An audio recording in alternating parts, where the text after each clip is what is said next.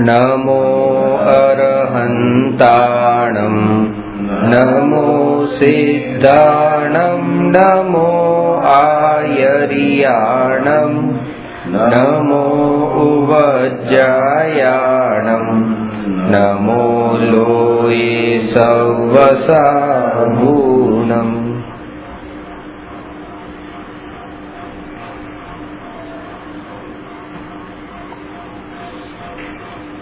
प्रश्न नंबर 258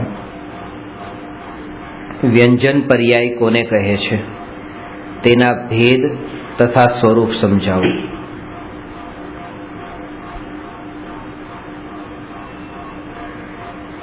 જેમ દ્રવ્ય બે પ્રકારના છે,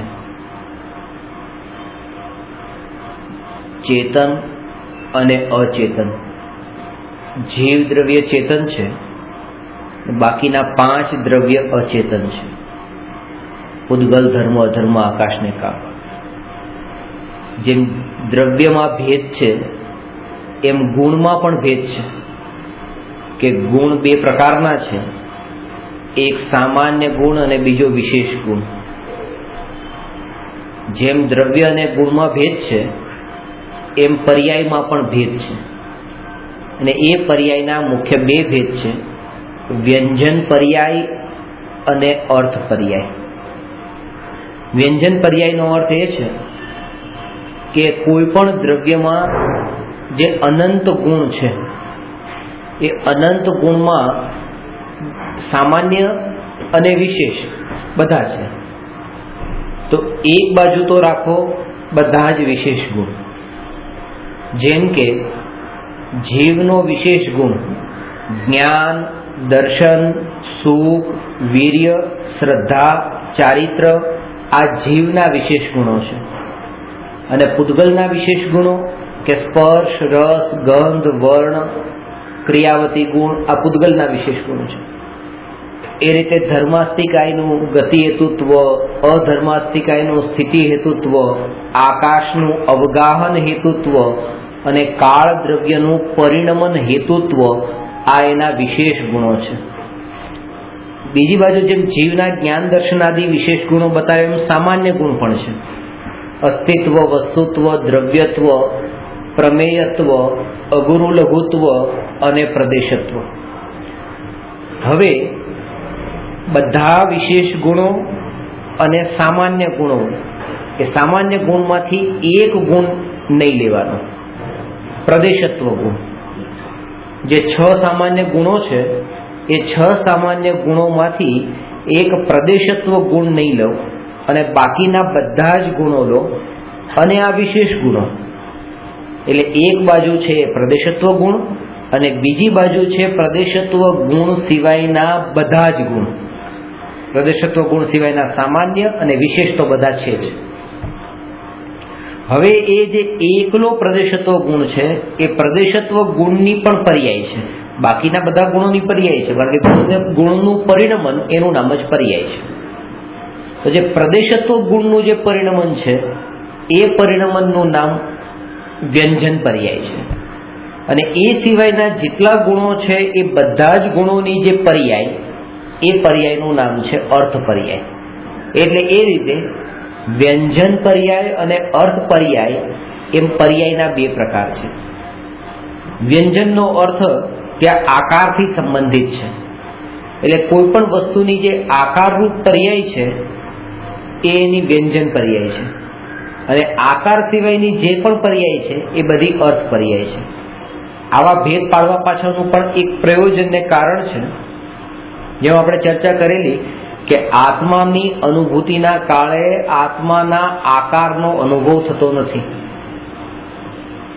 आत्मानो अनुभव थाय छे कारण के आत्माना आकार जे छे ए जेवो त्यां उपयोग जशे त्यां ए विकल्प थशे। आकार विकल्पनुं कारण बने छे। एटला माटे त्यां ज्ञानानंद स्वभावी एटले पोताने ज्यां चिंतन करवानुं कीधुं त्यां एटલું निर्णय करवा माटे ए कीधुं के देह प्रमाण छुं। निर्णय में देह प्रमाण आवे छे पण अनुभूति में देह प्रमाण नहीं। अनुभूति में त्यां जेमा ए रे छे एनो विचार पण ज्यारे छूटी गयो कि आ કે આ શરીરથી હું જુદો, આ શરીરથી જુદો. તો શરીરથી જુદો એવો વિચાર પણ નથી, તો હું દેહના આકારવાળો એવો વિચાર પણ કેવી રીતે હોય? એટલે દેહની અપેક્ષા છૂટી ગઈ છે. ને એના માટે વ્યંજન પર્યાય ને અર્થ પર્યાય એ રીતે બે ભેદ બતાવ્યા છે. એમાં પણ ભેદ છે જે સમજવાના જરૂરી છે. કારણ કે જો આત્માનો નિર્ણય કર્યો હોય તો જ આત્માનો અનુભવ સફળ થાય, નહીં તો ન થાય. ને નિર્ણય આના થકી થાય છે કે આત્મા કેવો છે. જે આત્માના સ્વરૂપને એમ જ માની બેઠા છે કે આત્મા કેવો છે, જ્યારે પણ પૂછીએ કે આત્મા ક્યાં છે, તમે આત્મા છો કે શરીર છો? કે હું આત્મા છું. ક્યાં છે એ આત્મા? બસ સતત અહીંયા છે આત્મા. હાથને સીધો આમ છાતી પર રાખી બસ અહીંયા આત્મા છે. એ આત્માના વિશે જાણતા જ નથી, ખાલી એમ જાણ્યું કે કોઈ એવી શક્તિ છે, અથવા તો આત્મા અહીંયા ક્યાંક એવી રીતે છુપાયેલો છે, એવું જ એને લાગે. પણ એમ નથી લાગતું કે શરીરના પ્રત્યેક પરમાણુ, આ પ્રત્યેક પરમાણુમાં, ત્યાં પ્રત્યેક પ્રદેશ પર, ત્યાં દરેકે દરેક પ્રદેશ પર જે વેદન થાય છે, જે સુખ દુઃખ થાય છે, જ્યાં જ્ઞાન થાય છે, જ્યાં અનુભૂતિ થાય છે, આ અનુભૂતિમાં એ આત્મા જ યાદ આવવો જોઈએ. કારણ કે અનુભૂતિ એ આત્માની અનુભૂતિ છે. અને હજુ વધારે સૂક્ષ્મ રૂપે બતાવવું તો દરેક સમયે જે અનુભૂતિ થાય છે પોતાની જ અનુભૂતિ છે, એ પરની અનુભૂતિ નથી. પોતાની અનુભૂતિ છે એનો અર્થ એ છે કે જ્યારે ગરમ આગમાં હાથ લાગ્યો અને ગરમનો અનુભવ થયો, તો ગરમ એ આગનું ગરમપણાનો અનુભવ થયો છે કે અહીંનો અનુભવ થયો છે? આ જો આ કોઈને આપણે હાથ લગાવીએ છીએ, તાવ ચેક દબાવીને જોઈએ છે, તો જે ગરમપણું લાગે છે. હવે આપણો હાથ ઠંડો હશે અને એ ગરમ હશે તો આપણને ગરમ લાગે છે. આ જ ગરમ હોય પોતાનો જ હાથ અને એનો હાથ જોઈએ તો આપણને ગરમ નહીં લાગે. તો એનો મતલબ તો એ થયો કે ત્યાં ગરમપણું છે કે ઠંડાપણું છે એનાથી કોઈ મતલબ નથી. આપણને જે અનુભવ થાય છે અહીંનો અનુભવ થાય છે. કારણ કે જો એના ગરમપણાનો અનુભવ થતો હોત તો મને દરેક સમયે ગરમપણાનો જ થવો જોઈએ, ઠંડાપણાનો થવો જોઈએ. એક ઠંડાપણાનો થતો હોત તો ઠંડાપણાનો જ થવો જોઈએ, પણ એને અહીંની અપેક્ષા છે. હવે બીજું કે તો પછી કે અહીંના ઠંડાને ગરમપણાનો અનુભવ થાય છે કે નહીં, એ પણ સ્પર્શેન્દ્રિય પણ નિમિત્ત માત્ર છે. એ ઠંડાપણા, એ ઠંડુ લાગ્યું, એ અનુભવ જે થયો છે એ આના પણ ઠંડાપણાનો અનુભવ નથી થયો કે આના ગરમપણાનો અનુભવ નથી થયો. પોતાના જ્ઞાનના અંદર જે એ પરિણમન થયું કે આ ગરમ છે, જ્ઞાનનું ગરમ છે એવું જાણવારૂપ જે પરિણમન છે, એ જ્ઞાનના પરિણમનનો જ આપણે અનુભવ કરીએ છીએ. આ પૂતગલનો અનુભવ નથી કરતા. આ પોતાના ભાવનો અનુભવ કરીએ છીએ, કોઈ પર વસ્તુનો અનુભવ નથી કરતા. અને એ જ કારણ છે કે સામે એ જ્ઞેય ન પણ હોય પણ ભાવોમાં રહી ગયું હોય તો આપણને અનુભવ એનો નિરંતર થતો રહે છે. જાણવાનું જ્ઞાનમાં વળાઈ ગયું છે એટલા માટે. એટલે કે પોતે પોતાનો જ અનુભવ કરીએ છીએ. પોતે આ જે સુખનો અનુભવ, દુઃખનો અનુભવ, એ પોતાના ભાવનો પોતાનો અનુભવ છે, એ આ પરનો અનુભવ નથી. કૂતરાનું જે દ્રષ્ટાંત આવે છે કે કૂતરો હાડકું ચાવે છે ને જડબું ફાટી જાય છે, જડબું ફાટી જતા જે લોહી નીકળે છે અને કૂતરાને એ કૂતરો લોહીને ચાખે છે તો એમ લાગે છે કે હાડકું કેટલું સ્વાદિષ્ટ છે, પણ હાડકામાં કોઈ સ્વાદ નથી. એ પોતાનો જ સ્વાદ લે છે, માને છે એમ કે આમાંથી મને સ્વાદ આવે છે. આ અજ્ઞાનીની એ વૃત્તિ અનાદિકાળની છે કે દરેક સમયે પોતાની જ અનુભૂતિ કરે છે અને એને મિથ્યાત્વના કારણે એમ લાગે છે કે હું પરની અનુભૂતિ કરું છું. પરની અનુભૂતિ કરું છું એવું લાગે છે, એટલા માટે એ ઉપચાર, ફેરબદલ, પરિણમન જે કંઈ પણ કરવું છે એ બધું પર માટે કરે છે.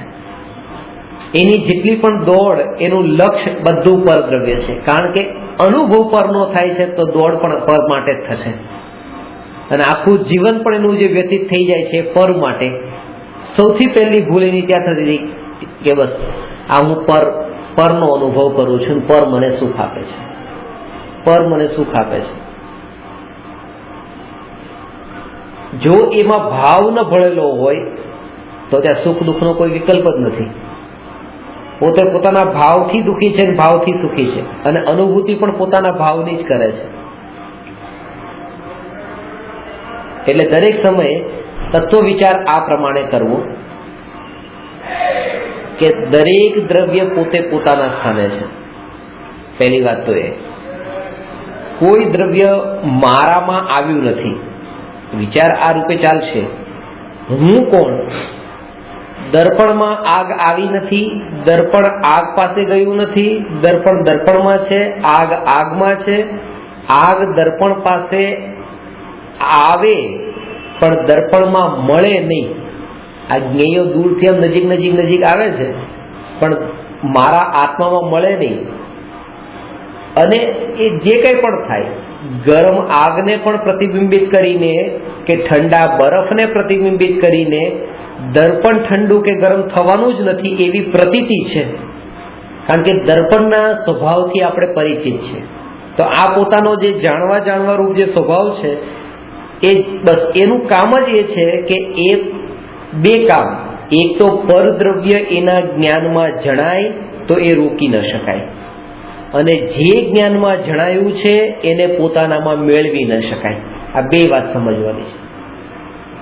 જે જણાયું છે એને રોકી ન શકાય, કારણ કે એ સ્વભાવ છે. દર્પણની સામે આગ છે તો આગ દર્પણમાં પ્રતિબિંબિત થાય તો એ રોકી ન શકાય.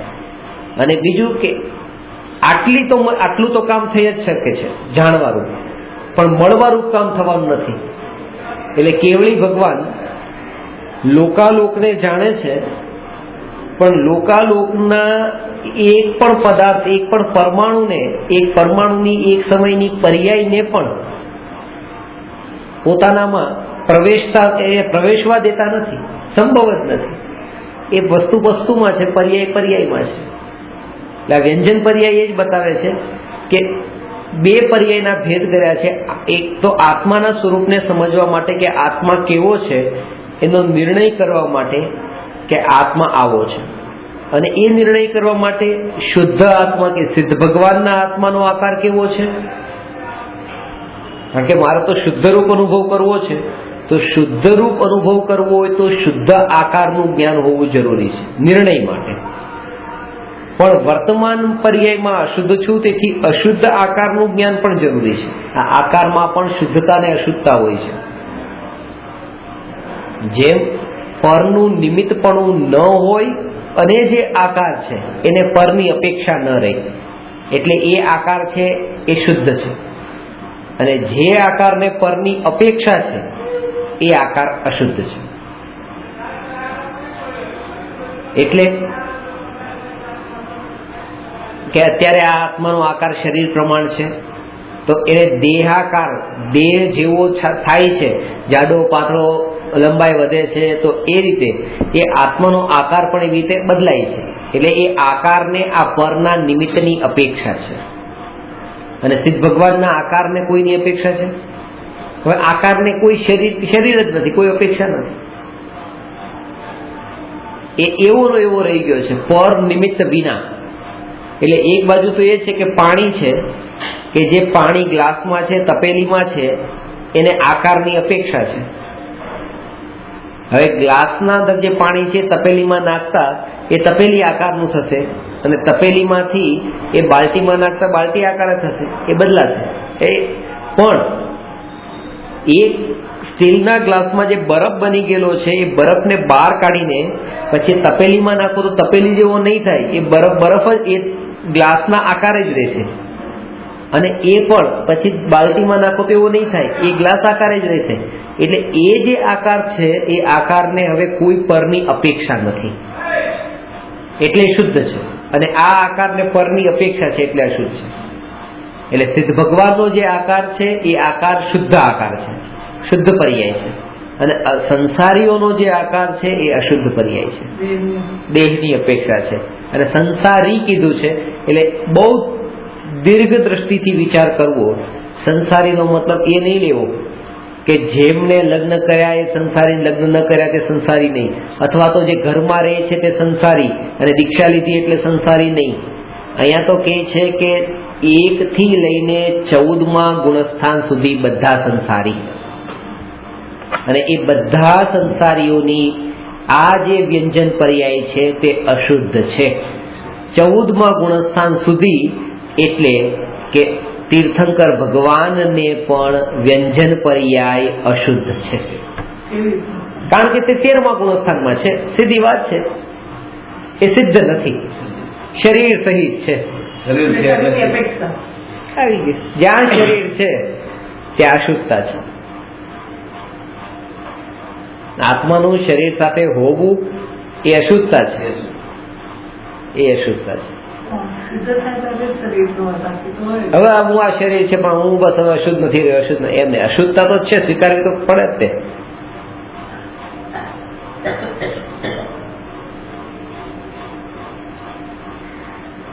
એક ભાઈ છે, મહારાજ સાહેબની બધી ટીકા નિંદા ઘણું બધું કરતા હતા. મેં કહ્યું તમે આવું બધું કેમ કરો છો? તો કે અત્યારે કેટલા કેટલા પૈસા ભેગા કરે છે, આ કરે તે કરે. એમના કરતા તો મારા બાપા સારા હતા. કેમ? મારા બાપા પાસે ક્યારે એક રૂપિયો પણ, કાળો રૂપિયો એક પણ, બ્લેક નો પૈસો એક પણ નતો. એમ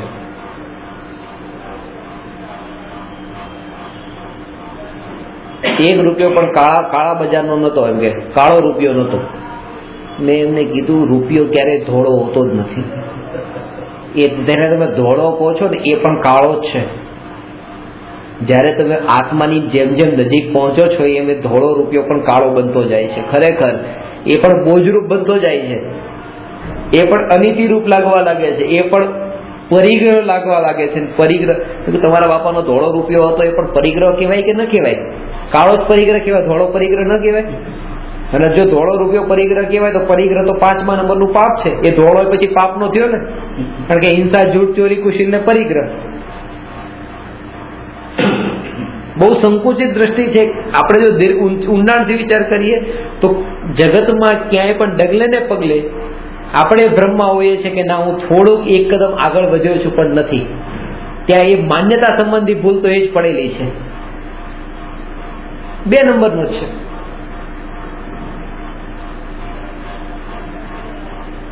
કાળો કે ધોળો બધો 2 નંબરનો છે. પછી કેમ 2 નંબરનો? 2 નંબરનો એટલા માટે કહું છું કે ગમે તે પૈસો છે તે છે તો પૂતગલ ને, પૂતગલ જ છે ને. અને 6 દ્રવ્યમાં પૂતગલ કેટલા નંબરે આવે છે? 2 નંબરનું છે ને. જીવ પહેલું, બીજું પૂતગલ, ત્રીજું ધર્મ, અધર્મ, આકાશકાળ.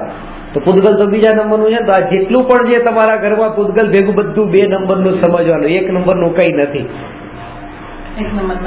હા, 1 નંબરનો એ આત્મા છે. એ લાગે કે આ બરાબર નથી. તો આ વ્યંજન પર્યાયમાં 2 ભેદ કરીને બતાવે છે. એમાં સ્વભાવ ને વિભાવ અને એના દ્રષ્ટાંત સાથે હવે આગળ આપણે લઈએ છીએ. સૌથી પહેલા તો પ્રદેશત્વ ગુણના વિકારને, વિશેષ કાર્યને વ્યંજન પર્યાય કહે છે. વ્યંજન પર્યાયનો સંબંધ સંપૂર્ણ દ્રવ્ય પર્યાય સાથે રહે છે. પ્રત્યેક દ્રવ્યમાં પ્રદેશત્વ ગુણ હોવાથી પ્રત્યેક દ્રવ્ય સાકાર હોય છે. કોઈ પણ દ્રવ્ય, જગતમાં કોઈ વસ્તુ એવી નથી કે જેનો આકાર ન હોય. એ વાત તો પાકી થઈ, કારણ કે પ્રદેશત્વ ગુણ સમસ્ત દ્રવ્યમાં છે. સમસ્ત દ્રવ્યમાં છે કારણ કે તે સામાન્ય ગુણ છે. જેમ વિકારી ભાવ દ્રષ્ટિનો વિષય નથી, તેમ સમસ્ત પર્યાય દ્રષ્ટિનો વિષય નથી. તેથી વિકાર શબ્દનો અર્થ પર્યાય કહ્યો છે. જ્યારે સમજવા જેવી વાત છે, બહુ સૂક્ષ્મ છે. ડેફિનેશનમાં એ બતાવ્યું પ્રદેશત્વ ગુણના વિકારને. વિકાર, એ વિકાર કેમ કીધો? જો આત્મા ઉપર દ્રષ્ટિ કરવી અને એ વખતે આપણને ક્રોધ યાદ આવે, માન માયા લોભના ભાવ યાદ આવે, તો આત્મા પર દ્રષ્ટિ નહીં થાય. અશુદ્ધતા ઉપર ઉપયોગ ગયો તો શુદ્ધતા પકડમાં નહીં આવે. ઉપયોગ ડાયવર્ટ થઈ ગયો. ત્યાં એનું ધ્યાન એક સમય માટે પણ ધ્યાન વિચલિત થઈ ગયું અને એ એક બાજુ ત્રિકાળી ધ્રુવ અનંત ગુણોનો પિંડ એવો આત્મા હોય અને બીજી બાજુ એ આત્માની સાથે એક ગુણ નહીં પણ એક ગુણની પર્યાય અને પછી એ એક સમયની જે વિકલ્પ રૂપ રાગ રૂપ દ્વેષ રૂપ કષાય રૂપ એક પર્યાય, એ એટલી પર્યાય પણ ત્રિકાળી ધ્રુવના આનંદમાં વિકલ્પનું કારણ બને છે, બાધક બને છે, આનંદને ખંડિત કરી દે છે. પહેલા તો એ ખબર પડે કે એ વિકલ્પ એક સમયનો રસગુલ્લું એટલું મોટું રસગુલ્લું છે અને એ રસગુલ્લાની બરાબરીમાં એક બાજુ રસગુલ્લાનું વજન કરો અને બીજી બાજુ એ રસગુલ્લામાં રહેલા એક વાળનો વજન કરો. વાળ રહી ગયો છે અને એ રસગુલ્લો જ્યારે જીભમાં મૂકીને અંદર નાખીએ છીએ ત્યાં ગળામાં વાળ ફસાઈ ગયો અને ગળામાં ફસાયેલો જે વાળ છે આ રસગુલ્લાની મીઠાશનો જે આનંદ આવવો જોઈએ આનંદને ખંડિત કરી દે છે કે વારંવાર આપણું ધ્યાન એ વાળમાં જાય છે, ખૂંચે છે. રસગુલ્લું પેટમાં જતું રહે છે. આવું એક નહીં બીજું નહીં, બધા રસગુલ્લા ખવાઈ જાય ને તો પણ એક રસગુલ્લામાંથી પણ આનંદ નહીં લઈ શકે, કારણ કે જ્યારે પણ રસગુલ્લાનો આનંદ લેવા જાય છે ત્યાં તરત જ ઉપયોગ એનો એ અટકેલા વાળમાં જાય છે. તો એક બાજુ આ રસગુલ્લું ને એક બાજુ આટલો એવો વાળ, એમ સમજો એક બાજુ ત્રિકાળી ધ્રુવ આત્મા ને બીજી બાજુ એક સમયના રાગ દ્વેષના વિકલ્પરૂપ પર્યાય. જેવો ઉપયોગ એ પર્યાય તરફ ગયો કે આ આત્માનો આનંદ એ ખંડિત થઈ ગયો અને દરેક સમયે અત્યારે એ જ થઈ રહ્યું છે. બહુ મોટો પ્રોબ્લેમ નથી. એવું નથી કે એક બાજુ તો રસગુલ્લું હોય અને બીજી બાજુ એવી રીતે ઝેરનો ત્યાં પોટલો બાંધેલો હોય કે ઝેરનું ત્યાં ગાંઠ બાંધેલી હોય ને એ પણ એવી રીતે એનો લાડવો તૈયાર કરેલો હોય ઝેરનો રસગુલ્લાની જેટલો જ તે. એટલું બધું નથી, કારણ કે એક દ્રવ્ય છે અને એક સમયની પર્યાય છે. દ્રવ્ય તરફથી ઉપયોગ હટીને દ્રવ્ય તરફ નથી ગયો, દ્રવ્ય તરફથી ઉપયોગ હટીને એક સમયની પર્યાયમાં ગયો છે. આ જ મોટી નબળાઈ છે.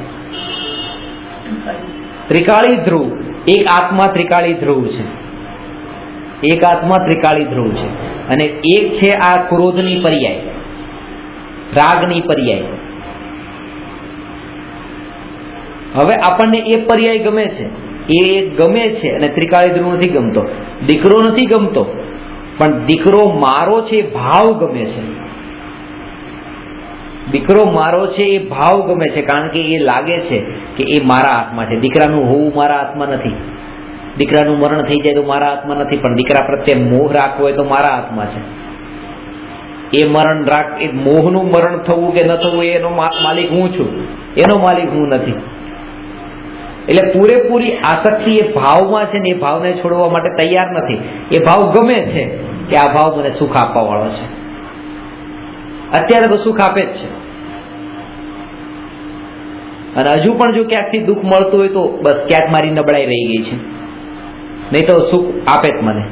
એટલા માટે કોઈ વસ્તુમાંથી આપણે એક વખત એક સુખ લેવા માટે જઈએ છીએ, સુખ નથી મળતું ત્યારે પાછા બીજી વાર શું કામ જઈએ છીએ? ક્યાંક મારી નબળાઈ રહી ગઈ છે. કારણ કે બધાને મળે છે, મને કેમ નથી મળતું એમ જ લાગે છે. અને અત્યારે નથી મળતું તો પછી મળશે, અત્યારે નથી મળતું પછી મળશે. અહીંથી જોઉં છું કે આ આકાશ અને જમીન વચ્ચે અંતર છે. આકાશ જમીન મળતા નથી, પણ દૂર દૂર દૂર જોતા એમ લાગે છે કે આકાશ ને જમીન મળી ગયા છે. તો એમ લાગે છે કે અહીંયા જ્યાં હું છું ત્યાં તો હું દુઃખી છું, આટલી વસ્તુ મારી પાસે છે, હું દુઃખી છું, પણ આગળ જતા જો આટલી હશે તો હું સુખી થઈ જઈશ. એટલે ત્યાં જવા માંગે છે, અહીંથી ત્યાં જાય છે દૂર દૂર. એ જગ્યા ઉપર પહોંચે છે, ત્યાં જઈને જોવે છે તો જમીન અને આકાશ વચ્ચે જેટલું અંતર ત્યાં હતું એટલું જ ત્યાં છે, મળ્યા નથી. વસ્તુને ભેગી કરી લીધા પછી પણ ત્યાં એટલો જ દુઃખી હોય છે જેટલો પહેલા દુઃખી હતો. ઉલટો વધારે દુઃખી થયો છે, કારણ કે ત્યાં હતો ત્યાં થાક્યો નતો, અત્યારે આટલું દોડી દોડીને થાક્યો પણ છે, ડબલ થાક લાગ્યો છે. ત્યાંથી પાછો આ બાજુ આવે છે, આ ભાગા દોડી ચાલુ છે. એટલે ખાસ એટલું જ આ અહીંયા અને ઉપર જેટલું અંતર છે બધે જ આટલું અંતર છે, એ વાત જો શ્રદ્ધામાં આવી જાય તો ક્યારે પણ કોઈ વસ્તુ પાછળ દોટ ન મૂકે.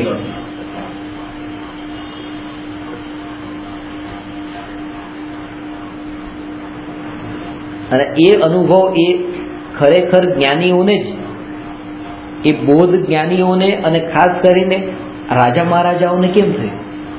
જેટલી પણ શાસ્ત્રોમાં આવે કે આ રાજાએ દીક્ષા લીધી, કે સૌથી વધારે દુઃખ એમને જ હોય છે.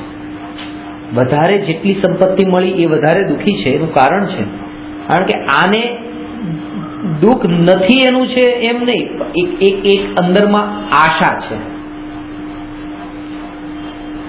જેની પાસે પૈસા નથી, કરોડપતિ નથી થયો એક એવો, અને જે કરોડપતિ થઈ ગયો, કરોડપતિ નથી એ મહેનત કરે છે, દિવસ રાત મહેનત કરે છે કરોડપતિ થવાની, એ એટલો દુઃખી નથી. કારણ કે એક અંદર આશા હોય છે કે આ જ્યારે મને મળશે ત્યારે હું સુખી થઈ જઈશ. એ આશા છે, અને આશાના બળ પર બધું સહન કરવા તૈયાર છે, અને દુઃખ નથી લાગતું કારણ કે હું સુખી થવાનો છું. જ્યારે આની સ્થિતિ એવી છે કે બધું મળી ગયું છે, એ જે આશાના બળ પર પેલો સુખી થતો હતો, એ આશા પણ આની પાસે નથી રહી કે જેના માનીને થોડી શાંતિ આપે કે આ થશે ત્યારે હું સુખી થઈશ. એ પણ ન રહ્યું, કારણ કે મળી તો ગયું પણ સુખ ન મળ્યું. ત્યારે અંદરમાં વધારે દુઃખ થાય છે કે હવે શું કરવું, હવે ક્યાં કરવું, હવે ક્યાં જવું. ત્યારે એ પાછો ત્યાં જ આવવાનો વિચાર થાય છે કે જ્યાં હતો ત્યાં બરાબર હતો.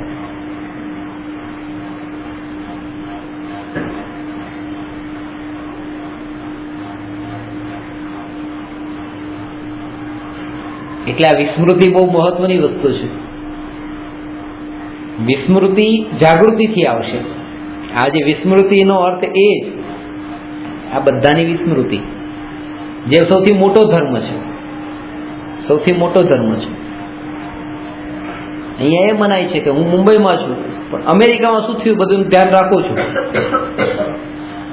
અહીંયા શું થાય, અહીંયા શું થાય, અહીંયા શું થાય, બધાનું ધ્યાન રાખીને બધાની સેવા ચાકરી કરવાના ભાવ બહુ આવે છે, બહુ સેવાભાવી ગણાય.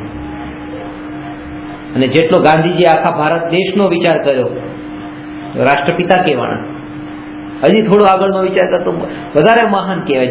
જેટલો વધારે વિચાર કર્યો છે કે દુનિયાની દ્રષ્ટિ જ બહારના ઉપર છે. આ બધાને ભૂલવા વાળા કોઈ, એને કોઈ મહાન નહીં કે, એને કોઈ ધર્મી નહીં કે, માનવ ધર્મ, બસ એ સાચો ધર્મ.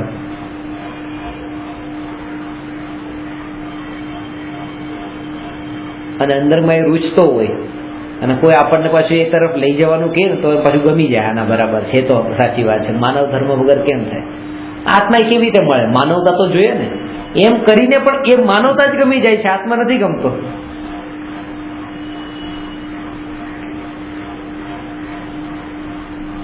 પોતાનું ધ્યાન છોડીને પર તરફ જવું એ કેટલો મોટો અપરાધ છે, અધર્મ છે.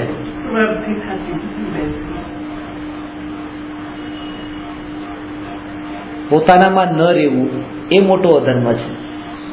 કે મેં તમને એક દ્રષ્ટાંત ગાંધીજીનું પેલા આપ્યું હોય તો, ન આપ્યું હોય તો ફરીથી તમને કહું કે જ્યારે એમને નિશાળે નતા ગયા, એક દિવસ એમની આત્મકથામાં હતી આ વાત કે નિશાળે નતા ગયા અને પછી બીજા દિવસે નિશાળમાં ગયા તો સાહેબે એમને ઉભા રાખ્યા.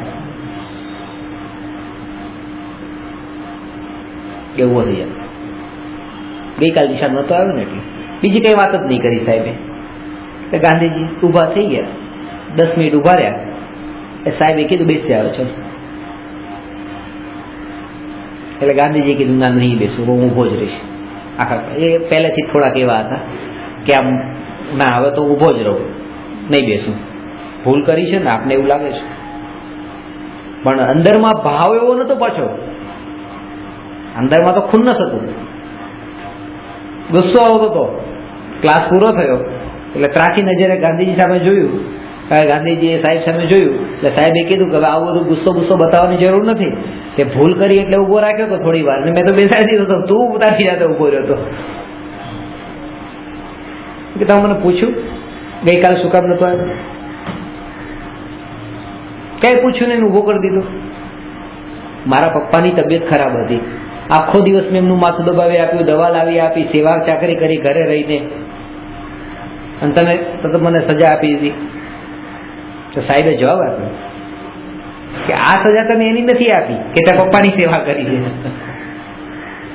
આ સજા તને એને આપી છે કે તારી ક્લાસમાં અહીંયા એબસેન્ટ હતી, અને અહીંયા એટેન્ડન્સ રજીસ્ટરમાં એ નથી લખાતું, અહીંયા તો એ અને પી લખાય છે. એ પછી એમાં એ નથી લખાતું કે સેવા કરી હતી, પગ દબાવ્યા હતા, કે પછી ફરવા ગયો તો, પિક્ચર જોવા ગયો તો, શું એમાં નથી જોવાતું. તું અહીંયા નતો, પછી ભલે ગમે એટલું સારું કામ કર્યું હોય, અને હું તને માફ કરી દે, પણ પ્રકૃતિ તને માફ ન કરે. ચાલ હું તને ઊભું ન કરતા, પ્રકૃતિમાં તને પ્રકૃતિએ તો માફ નહીં જ કર્યો, ન કરી શકે. કારણ કે જે પાઠ મેં છોકરાઓને ગઈકાલે ભણાવ્યો એ તને કોણ ભણાવશે? એ તો તારું ગયો જ ને, એ નુકસાન તો થયું જ ને.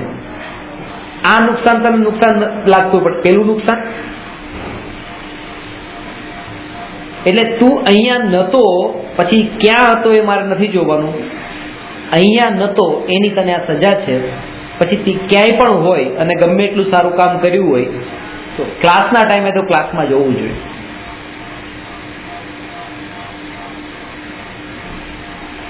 કે આત્મામાં હોવું એ મારું કર્તવ્ય છે, મારી ડ્યુટી છે, પોતાનામાં લીન રહેવું. અને પોતામાં લીન ન રહ્યો, હું તમને એમ કહું કે તમે ગઈકાલે આખો દિવસ પોતાનામાં લીન રહ્યા, હવે એ જ વાત તમે કે તમે કોઈ ના હું નહીં રહી, કે શું કર્યું? મેં ભગવાનની પૂજા કરી હતી, મેં આખો દિવસ ભક્તિ કરી. કે અહીંયા એ નથી જોવાનું તમે શું કર્યું, ભક્તિ કરી હતી કે પછી તમે ફરવા ગયા હતા એ નથી જોવાનું. તમે તમારા આત્મામાં લીન નતા ને, આત્મામાંથી બહાર નીકળીને તમે ક્યાંય પણ ગયા, આ મોટો અપરાધ છે. એ વિભાવ થઈ ગયો, આ અધર્મ થઈ ગયો. સ્વભાવમાંથી બહાર નીકળવું એ અધર્મ થઈ ગયો, એ અધર્મ થઈ ગયો. અને એ ગુરુ તરીકે રહીને હું તમને માફ કરી શકું, પણ પ્રકૃતિ માફ નહીં કરે.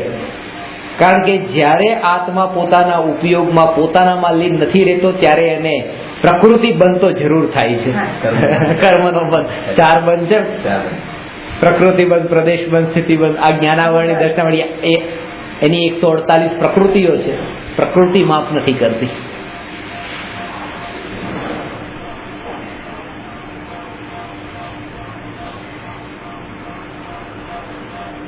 અને એના માટે કંઈ પણ છૂટતું હોય તો એ તૈયારી હોવી જોઈએ. કંઈ પણ છૂટતું એટલે કે હું રોજ, મારો સવારનો નિયમ છે કે દર્શન કર્યા વગર પાણી પણ નહીં પીવું. એ નિયમ છે, રોજ ભગવાનના દર્શન કરવાના જ. આજે હું સ્વરૂપનું ચિંતન કરું છું, ચિંતન કરતા કરતા ઉપયોગ સ્વભાવમાં એટલો જઈ રહ્યો છે, જોડાઈ રહ્યો છે, એટલી સ્થિરતા ટકે છે. અને ત્યાં જો એ મને વિકલ્પ ઉઠ્યો કે દેવ દર્શન તો કરવાના રહી ગયા છે, આજે બપોરના 12 વાગવા આવ્યા, ભગવાનના દર્શન બાકી રહી ગયા, ત્યાં પૂરું થઈ ગયું. ત્યાં દર્શન જે છે ને, અત્યાર સુધી જેટલા દર્શન કર્યા ને એ બધા દર્શન પાણીમાં ગયા. કારણ કે એ બધા દર્શન એટલા માટે કર્યા હતા કે આ પળ ક્યારે આવે કે હું પોતાનામાં લીન થાઉં. અને પોતાનામાં લીન થવાનો જયારે અવસર આવ્યો ત્યાં પાછું પેલું યાદ આવ્યું. આ તો સાધનો છે કે જેનાથી આપણે પોતાના સુધી પહોંચવાનું છે. આને વળગી જ નથી રહેવાનું. આ સાધ્ય બની જાય છે. સાધન જ્યારે સાધ્ય બની જાય છે ત્યારે જે અસલી સાધ્ય છે એ સાધ્ય છૂટી જાય છે.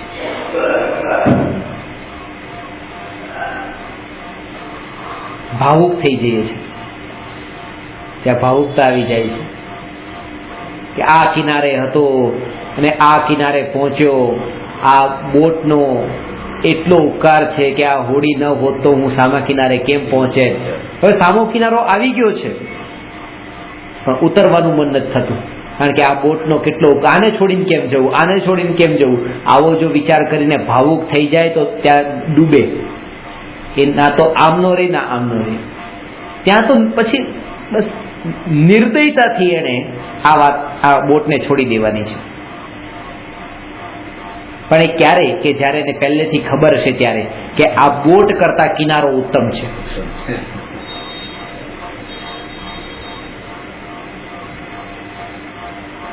આ શુભ ભાવ કરતા શુભ ભાવ ઉત્તમ છે એ નિર્ણય કરેલો હશે તો એને શુભ ભાવમાં પણ, શુભ ભાવને છોડવામાં એટલી તકલીફ નહીં પડે. કામ તો ઘણું સારું કર્યું છે, કેળાની છાલ જેવું કામ કર્યું છે. કેળાની છાલ જેમ કેળાની રક્ષા કરે છે એવું કામ આ કર્યું છે શુભ ભાવે. તો કેળાની છાલ બહુ કામની છે, કાઢાની. એની આપણને મહિમાય છે. એટલે તો અહીંયા ખબર નથી, પણ રાજસ્થાન બાજુ તો વજન ઉપર કેળા મળે. એટલે અંદરનું કેળું એ ખાવાનું છે. ખાવાના કેળાના પૈસા આપવાના, છાલના આપવાના, અને અંદર ઉપર ગાંઠ હોય એના આપવાના, બધાના આપવાના. પેલા એમ લાગતું હતું કે આ બધા ખોટા ખર્ચા આવા શા માટે કરવાના, પણ પછી લાગ્યું ના, બધાના પૈસા આપવા જરૂરી છે. જેટલા પૈસા આના ચૂક્યા છે ને કેળાના, એટલા જ પૈસા છાલના. એ જ ભાવ પેલાનો ચૂક્યો. પેલાનો ઓછો નથી છાલનો. અને જાણતા હોવા છતાં પણ કે આ છાલ ખાવા જ નથી ને એનું ગાંઠ ખાવા જ નથી. કારણ કે જાણીએ છે કે આ છાલ જો છે તો અંદરનું કેળું ખાવા લાયક રહેશે, નહીં તો કેળું ખાવા લાયક ન રહે. એ કેળું ઝાડ પર ઉગ્યું ને મારા મોઢા સુધી પહોંચ્યું એ કોના બળ પર? આ છાલના બળ પર. પણ પછી જયારે એ મોઢામાં કેળું આવે ત્યારે એમ કહીએ કે ના, છાલ તારો ઘણો ઉપકાર છે, હું તો આ છાલને છોડું નહીં, છાલ કાઢું નહીં.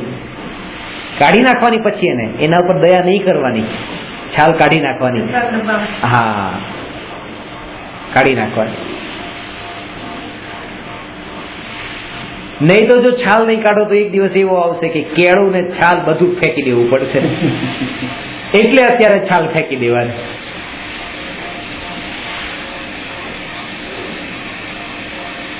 એટલે સ્વભાવની મહિમા એટલી વધારે આવે. અહીંયા એક સમયની પર્યાય, આ વિકાર કહીને એ પર્યાય ઉપર ઉપયોગ ગયો, વિકલ્પ થયો, ત્યાં ભેદનો ભેદ પડ્યો કે આવો કે આવો, જ્ઞાનાનંદ સ્વભાવી કે આ શુભ ભાવ વાળો. શુભ અને શુદ્ધનો બે ભેદ પડ્યો, ત્યાં વિકલ્પ ઉત્પન્ન થઈ ગયો. શુદ્ધતામાં ક્યાંય વિકલ્પ નથી, એ નિર્વિકલ્પ છે.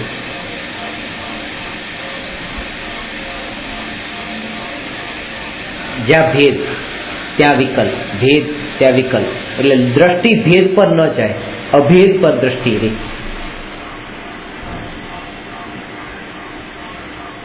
એક ભાઈને પોતાનો એક દીકરો છે અને પોતાનો ભાઈ છે, એનો પણ એક દીકરો છે. હવે બંને દીકરાને, એક પોતાનો ને ભાઈનો, બેને પોતાના માનીને બેને સાથે એવી રીતે વર્તો કરે છે. હવે એકવાર એવું થયું કે બજારમાંથી કેરી લઈને આવ્યો, તો એક મોટી કેરી હતી, એક કેરી નાની હતી. તો આ બાજુ પોતાનો દીકરો હતો, આ બાજુ ભાઈનો દીકરો હતો. આમ આપવા જતો હતો, પોતાના દીકરાને મોટી, ભાઈના દીકરાને નાની. ત્યાં સામેથી દૂરથી ભાઈને આવતો જોયો એટલે તરત જ આને આ મોટી કેરી દીકરાને આપી દીધી, ભાઈના દીકરાને, અને નાની કેરી પોતાના દીકરાને આપી. એટલે ભાઈ આવીને તરત જ કીધું કે બોલ, હવે જુદા ક્યારે થવું છે? તો કે કેમ? કે કઈ નહીં પૂછો, બસ જુદા ક્યારે થવું છે? દેખાતું નથી કે? પણ તું કે જો કે તારા દીકરાને મોટી કેરી આપી છે અને મારા દીકરાને નાની આપી છે, એટલે જ કે જુદા થવું છે. તારા મનમાં એ વિકલ્પ ઉઠ્યો ને કે આ ભાઈનો અને આ મારો. જો તે બેને પોતાના માન્યા હોત તો એ ચલો ઠીક છે, આપી દો, જેને જે ગઈ તે. આ હાથ બદલાવ ન કરે. જેના મનમાં આવો ભાવ પડેલો હોય એ જ આવું બધું કરે. બાકી તો ઠીક આમ આપી દીધી જે છે તે. પણ અંદર ક્યાંક ને ક્યાંક ઊંડાણમાં પડ્યું છે કે આ તો મારો છે ને આ ભાઈનો છે, ભાઈને લાવ વધારે મોટી આપું, મારાને ચાલશે. આવા વિકલ્પ કોને હોય? જ્યાં ભેદ પડ્યો છે ત્યાં જ આવો વિકલ્પ ઉઠ્યો છે. અને એ વિકલ્પના કારણે આ કેવું જુદા થઈ જવું છે કે ભેદ છે. આ વિકલ્પ દયાદાનનો જે ભાવ આવે છે એ આત્મા હું, ને જાણનાર દેખનાર આત્મા એ હું. આવો બે રૂપ વિકલ્પ જ્યાં સુધી છે ત્યાં સુધી આનંદ ગવાઈ જશે. દયાદાનના જે ભાવ આવે છે તે હું નહીં, જાણનાર તે હું.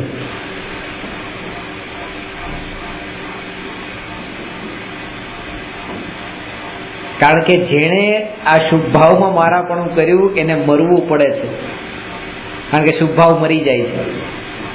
શુભ ભાવ અશુભ ભાવ બધા ભાવ મરી જાય છે. એ ભાવમાં એટલું જોડાણ. એ જેમ આપણે એમ જાણીએ છીએ કે રસ્તાના મુસાફર જેમ આવે ને જાય, એવી રીતે એમાં એટલું તલ્લીન થવાનું નથી. ઠીક છે, આવ્યા ને ગયા, એનાથી એટલું પ્રભાવિત થવાનું નથી. એવી રીતે જે રાગ દ્વેષના ભાવો, જે કષાય ભાવો, ક્રોધના ભાવો એ આવ્યા છે ને ગયા છે, એનાથી એટલા પ્રભાવિત થવાનું નથી. એટલે સ્વભાવની મહિમા છોડવાની નથી. સ્વભાવમાં રહેવાનું છે. એ આવે ને જશે,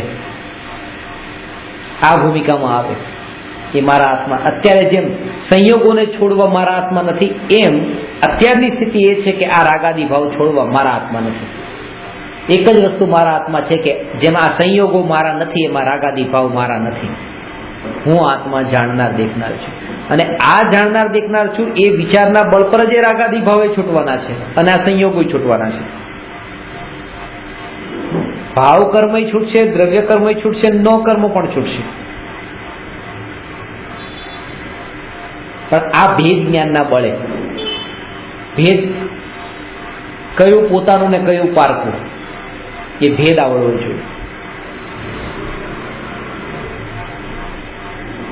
પોતાનું ઘર પાડોશીના ઘરની જેમ પારખું, બીજાના શરીરની જેમ આ શરીર પણ પારખું.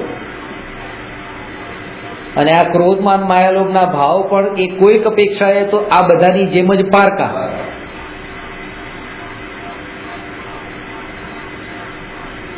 એટલે એક સ્થિતિ એવી આવે, તમે આ તત્વોનો વિચાર કરો ત્યારે તમારા જે પ્રશ્નો એવા જ પ્રકારના ઉદ્ભવે કે આ સ્વભાવ કેવો, આત્મા કેવો, આત્માનું સ્વરૂપ કેવું.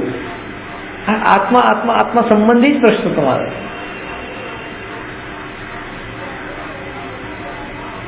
મને વિકલ્પો આવી જાય છે, પાછા વળાતું નથી. સ્વભાવમાં એ ટાઈમે રહેવાતું નથી, તરત જ પછી પાછું વળી જવાય છે, પણ એ ટાઈમે નથી રહેવાતું. તો આ જે બધા જે તમારા પ્રશ્નો છે એ તમારી બધી નબળાઈ છે.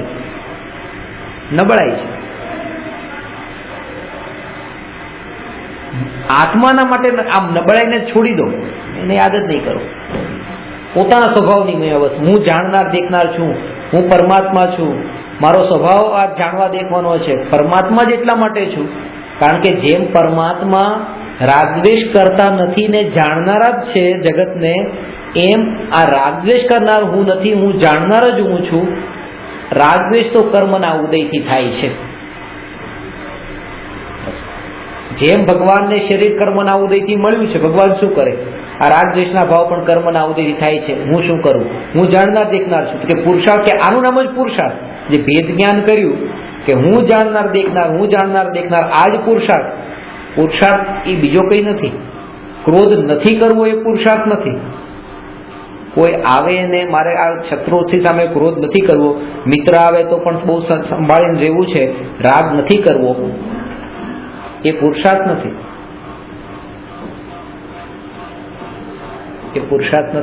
એ પર્યાયમાં દખલગીરી કરવાનો ભાવ છે. એ એક પર્યાયની દખલગીરી બંધ કરીને બીજી પર્યાયમાં દખલગીરી કરવી છે. ત્યાં તો એટલી જ જાગૃતિ કે આ કોણ છે ને હું કોણ છું, એને જાણવાનું, સ્વરૂપ જાણવાનું.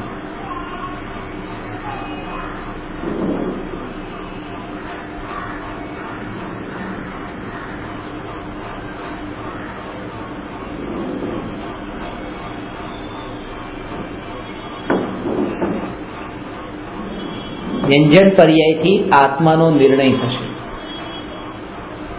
મારી સત્તા ક્યાં સુધી છે? જ્યાં સુધી જ્ઞાન છે, જાણવારૂપ પરિણમન છે, બસ આટલી જ મારી સત્તા, એની બહાર હું ક્યાંય નથી.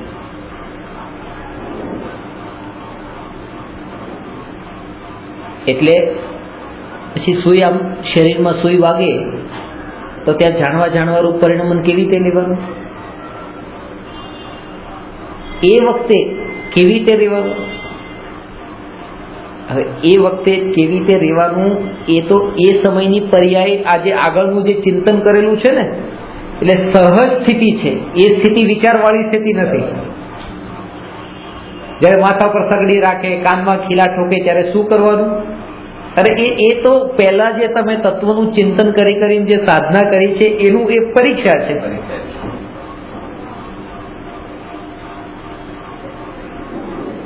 જેને આખું વર્ષ વાંચેલું હોય એને પરીક્ષામાં તકલીફ ન પડે, સીધી વાત છે. તો હવે આજે અત્યારે આપણે આ બધું વાંચવાનું ચિંતન, જે તત્વ વિચાર ચાલે છે, બધી જ આપણી પ્રેક્ટિસ છે, એ તૈયારી છે પરીક્ષાની. અને એ વખતે આ વિચાર પણ આવશે, આવવો પણ જોઈએ. કોઈ એવી ઘટના ઘટે ત્યારે કે આ જે છે બસ અત્યાર સુધી આટલું તત્વનું ચિંતન થયું અને હજુ જો આમાં ભળું છું તો આ મારી નબળાઈ છે, આ પર્યાયમાં આવી નબળાઈ પડી છે, તરત જ હું પોતાના સ્વભાવમાં પાછો વળી જાઉં. એ જીવ તું આ શું કરે છે? પોતાની સાથે એ પોતાની સાથે જ વાત કરવાની. કારણ કે કોઈ બીજો તમને કહેશે ને એના કરતા તમે પોતે અંદરમાં જે અંદરમાં સમજણથી કરશો એ વધારે અંદર અસર કરશે.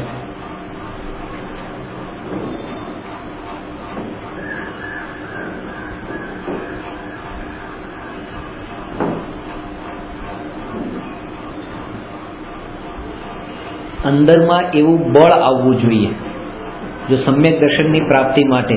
જેમ હું તમને કહું છું ને કે તમે ચાલો અમારી સાથે દીકરાને, દીકરાની વહુને, છોકરાઓને, આ તે બધા ઘરને બધાને ભૂલી જાઓ અને બધા સાથે નાતો તોડી નાખો,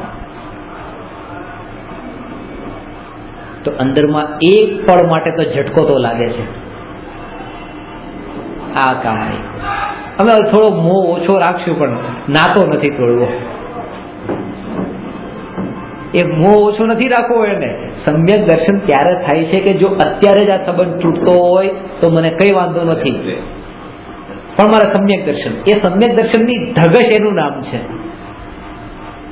એટલે જ્ઞાનીને ગાન પણ કહેવાય છે કે આ જો કેવું બધું, બધા કોઈ વિચાર નથી કરતા એક પણ માટે કે હા નથી કરતા, કારણ કે એટલો પોતાના આત્માનો વિચાર કર્યો છે એટલે જ આ બધાનો વિચાર છૂટી ગયો છે. અને એ ખોટું નથી.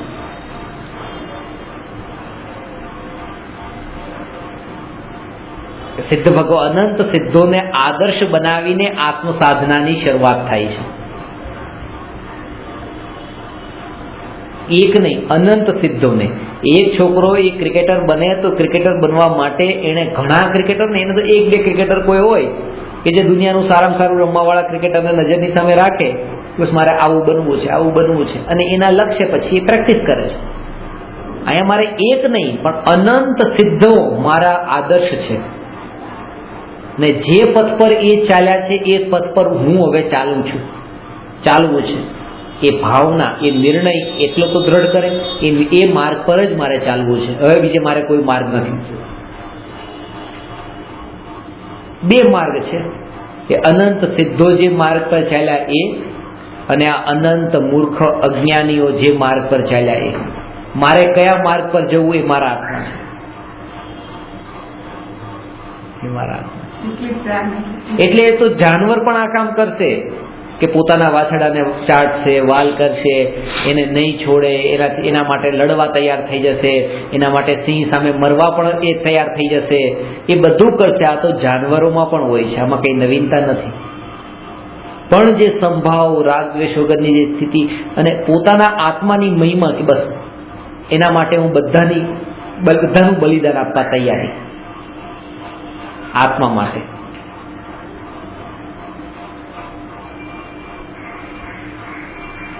અને અત્યારે એના વગર નહીં થાય. છૂટા પડવું પડશે. છૂટા પડવું પડશે એટલા માટે છૂટા પડવું પડશે કારણ કે સમય ઓછો છે. સમય ઓછો છે. મોટા ભાગની જિંદગી આ બીજાના માટે જતી રહી છે.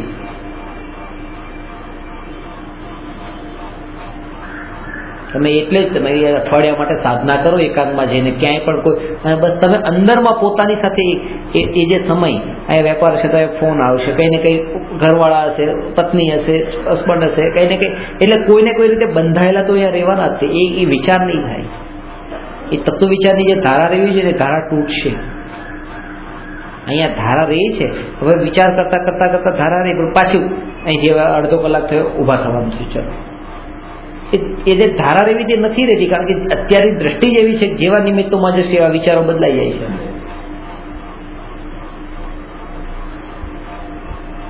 અત્યારે પછી એક સ્થિતિ એવી આવશે કે પછી ચાલતા ફરતા અહીંયા પણ ફરે તો વાંધો નહીં આવે એને, એ સ્થિતિની વાર છે. એ ટાઈપરાઇટર ટાઈપ શીખતી વખતે તો એ આંગળી ત્યાં જ રાખશે, નજર ત્યાં જ રાખશે, એક જગ્યાએ જ તે, કોઈ ડાફોડિયા નહીં મારવાના ક્યાંય નહીં, કે આ ASDFG એ રીતે કરીને જ તે ત્યાં જ નજર રાખશે, આમ જોઈ જોઈને જ શીખશે.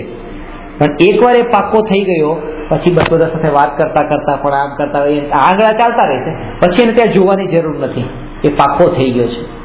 હજુ અત્યારે આપણી દશા એ પાકી નથી, એટલા માટે એને એકાગ્રતાની જરૂર છે, એકાંતની જરૂર છે અને સાધનાની જરૂર છે. કારણ કે અનાદિકાળના સંસ્કાર આ ટોળાની વચ્ચે રહીને, આ માહોલમાં રહીને અત્યારે આ નહીં નીકળે. આ બચાવ કરવા માટે કોઈ કહી દે તો ભલે કહી દે, પણ આપણે એ માર્ગે નથી ચાલવું. બચાવ કરવા વાળા એટલે કે ભાઈ નિમિત્તો કંઈ કરતા નથી, તમે નિમિત્તની સામે રહીને તમે કરો. નિમિત્ત તો અકિંચિત કર છે, નિમિત્ત અકર્તા છે, ઉપાદાનની જ નબળાઈ છે. હા ઠીક છે, ઉપાદાનની નબળાઈ છે તો એકાંતમાં નહીં જવું અને અહીંયા જ રહેવું એ એક ઉપાદાનની જ નબળાઈ છે. એ નિમિત્તની નબળાઈ નથી. એ નિમિત્ત તમને નથી કહેતું તમે અહીંયા રહો, આ ઉપાદાન જ અંદરનું કહે છે કે મારે અહીંયા રહેવું છે. કાચી જ દશા છે અત્યારે, એટલા માટે સૌથી વધારે એને અત્યારે આ ટેકાની જરૂર છે, કારણ કે પોતે કાચો છે. આ જયારે બિલ્ડિંગ બન્યું ત્યારે આ છત રાખવા માટે અહીંયા કેટલાય ટેકા મૂક્યા હતા, કારણ કે કાચું હતું. જો એ ટેકા ન હોત તો એ રેત નહીં પડી જાય. અને પહેલેથી જ કે ના, આત્મા તો અનંત શક્તિ વાળો છે, કોઈ ટેકાની જરૂર નથી, કોઈ સાધનની જરૂર નથી. નહીં, અત્યારે મને આ સદનિમિત્તનો ટેકો તો જોઈએ છે. અત્યારની સ્થિતિ એ છે.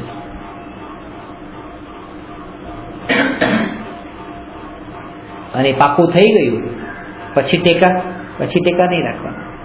પેલા ટેકા નહીં હોય તો છત નીચે પડશે, અને છત પાકી થઈ ગયા પછી જો ટેકા હશે તો ચાલતા ચાલતા પોતે પડશું. બે વસ્તુ છે. એટલે પાકું ન થાય ત્યાં સુધી તો ટેકા રાખવા જેથી છત ન પડે, અને પાકું થઈ ગયા પછી ટેકા કાઢવા જેથી પોતે ન પડીએ. કારણ કે છેલ્લે પછી પડવાનું, જે ટેકો જેનો આશ્રય લીધો એમાં જ પડવાનું થાય છે, જે અત્યારે થઈ રહ્યું છે. ટેકો નથી લેતા ને, ટેકો લીધો છે પરમાત્માનો, પણ ટેકો પછી એવો લઈ લીધો છે કે આ હંમેશા માટે પરમાનન્ટ ટેકો. લક્ષ્ય વગર, લક્ષ્યનો નિર્ણય કર્યા વગરનો ટેકો છે.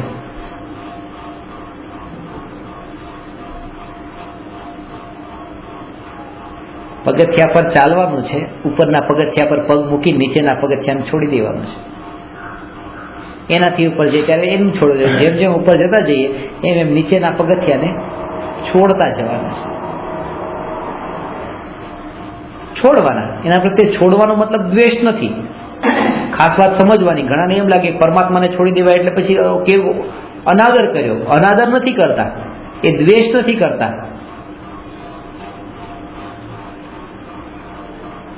કે સાધ્ય ને સાધનનું જ્ઞાન છે એટલા માટે એ છોડવું અનાદર નથી. અનાદર ક્યારે કર્યો કહેવાય? કે પરમાત્મામાંથી મારે આત્મામાં લીન થવું છે તો પરમાત્માની સામે હાથ જોડેલા છે, અને હાથ જોડતા જોડતા હું આત્મામાં લીન થતો જાઉં છું, અને એવો લીન થઈ પણ ગયો તો અનાદર નથી. અનાદર ત્યારે છે કે હું પરમાત્માની મૂર્તિને તોડી નાખવાની વાત કરતો અને તોડીને પછી આત્મામાં જવાની વાત કરતો. નીચેથી હું ઉપર જાઉં અને નીચેના પગથિયાને છોડતો જાઉં તો ખોટું નથી. ખોટું તો ત્યારે છે કે હું તોડવા માંડું નીચેના પગથિયાને, કે ચલો હવે આ કામના નથી, ચલો મારે તો ઉપર જવાનું છે, તો ખોટું છે. છોડવામાં ખોટાપણું નથી, તોડવામાં ખોટાપણું છે. ઉપર જવા માટે નીચેનું છોડવું જ પડે. છોડવું પડે. છોડી દો, પગથિયા છોડી દો, તોડવા નથી. કેમ? એનું કારણ છે, કારણ કે તમારું કામ થઈ ગયું છે. ભાઈ હજી બીજા કેટલાય છે કે આ પગથિયા ઉપર ચડીને હજી ઉપર ચડવાના છે, હજી ઉપર આવવાના છે. બીજા કેટલાય જીવો છે જે એમના માટે પરમાત્મા કામના છે. તમારું કામ થઈ ગયું, બસ છોડો અને પોતાનામાં આવો. જો પરમાત્માની ભક્તિ કરતા હોય તો આ જ ખરી ભક્તિ છે કે પરમાત્માએ કીધું કે મારામાં લીન નહીં થતો અને ન થઈએ તો ખરી ભક્તિ છે. જેવું કીધું એટલું તો કરીએ ને. પરમાત્માએ એમ નતું કીધું કે મારામાં લીન થજે કે તારામાં લીન થજે, કારણ કે હું મારામાં છું, આદિનાથ ભગવાનમાં લીન નથી. મહાવીર ભગવાન તો એ જ કીધું. એક ભાઈ શ્રીમદ રાજચંદ્રજીની બહુ નિંદા ટીકા કરતા હતા, તો આ વાત મેં કોઈને કરી કે જો આવી ઘટના બની કે શું તમે સાંભળીને આવી ગયા કે 2 લાફા મારી દેવા હતા ને કે ત્યાં તેને તમારા પપ્પાના વિશે કોઈ આવું બોલે તમે શું કરો?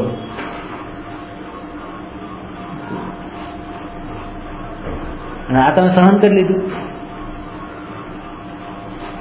શ્રીમદ રાજચંદ્રજીએ તો કીધું છે કે મારા માટે પણ કોઈ કઈ બોલે કોઈ ભાવ નહીં કરતા, એને માફ કરજો.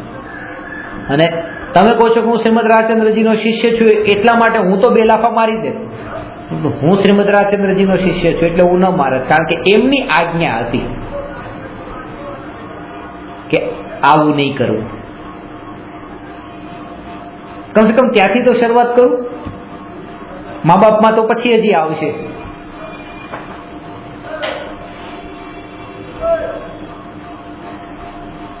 એટલે જે આતંકવાદીઓનું આજે થયું હતું ફાયરિંગનું, ત્યારે જે મેં બુક લખી હતી ને આતંકવાદમાં અને કાંડવાદ, એમાં આ વાત લખી કે એણે બીજું કશું જ કામ નથી કર્યું, એટલું કામ ખાલી તમે કરો.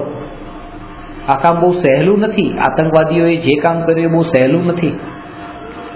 તમે કરીને તો બતાવો. કારણ કે આમ બંદૂક પકડવાની ને ગોળી મારવાની ને આમ એને શીખવાડ્યું હતું કોણે? એના ગુરુએ ને. અને મરી જાવ તો નામ નહીં બોલવાનું, મોઢું નહીં ખોલવાનું. તો એણે એક જ કામ કર્યું કે પોતાના ગુરુની આજ્ઞામાં વર્ત્યા. હવે હું મારા ગુરુની આજ્ઞામાં વર્તું? જ્યારે એક આતંકવાદી પોતાના ગુરુની આજ્ઞામાં વર્તી શકતો હોય તો હું શું કામ ન વર્તું?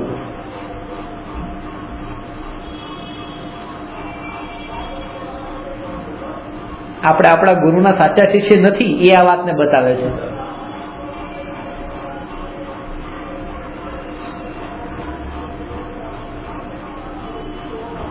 ધ્યેયનો નિર્ણય કરવા માટે આ આકારની જરૂર છે, બાકી આકાર સાથે કોઈ પ્રયોજન નથી. આત્માના આકાર જે પ્રયોગ આ જે કીધું ને દેહ પ્રમાણ છે. સંકોચ વિસ્તાર સ્વભાવી છે આત્મા. સંકોચ વિસ્તાર સ્વભાવી એટલે કે એનો આકાર જે છે એ નાનો મોટો થાય છે, પણ એના પ્રદેશોની સંખ્યામાં કોઈ ફરક નથી પડતો. અસંખ્યાત પ્રદેશી જ રહે છે. અસંખ્યાતના અસંખ્યાત. જ્યારે મનુષ્યના શરીરમાંથી કીડીના શરીરમાં આત્મા જાય તો એ સંખ્યાત પ્રદેશી નથી થઈ જતો, અને મનુષ્યના શરીરમાંથી હાથીના શરીરમાં જાય તો અનંત પ્રદેશી નથી થઈ જતો, અસંખ્યાત પ્રદેશી છે.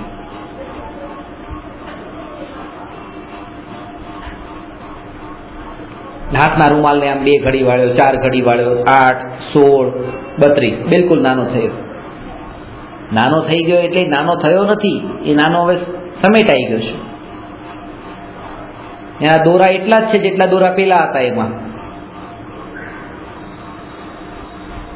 શાસ્ત્રમાં ચામડાનો પણ દ્રષ્ટાંત કે ચામડું જે છે એને ભીનું ચામડું એને ખેંચે તો એને લાંબુ થાય, પછી આમાં કરતા કરતા સંકોચાઈ પણ જાય. આત્માનો આકાર પણ એવો છે, જેમ જેમ શરીર વધે છે, ઊંચાઈ વધે છે, આત્માનો આકાર વધતો જાય છે. શરીર જાડું થાય છે, આત્માનો આકાર પણ એવો જ થાય છે, કારણ કે જેટલો આ શરીરનો આકાર છે એવો આત્માનો આકાર છે. અને એક પળમાં મરીને સીધો કીડીમાં જાય તો કીડી જેવો આકાર થાય છે. જ્યાં સુધી કીડીના શરીરમાં દાખલ નથી થતો ત્યાં સુધી વચ્ચેના ટાઈમમાં જે છેલ્લું શરીર છોડ્યો હોય એવો આકાર જ રહે છે. અંતિમ દેહ ધારણ કર્યો એ છોડ્યો એ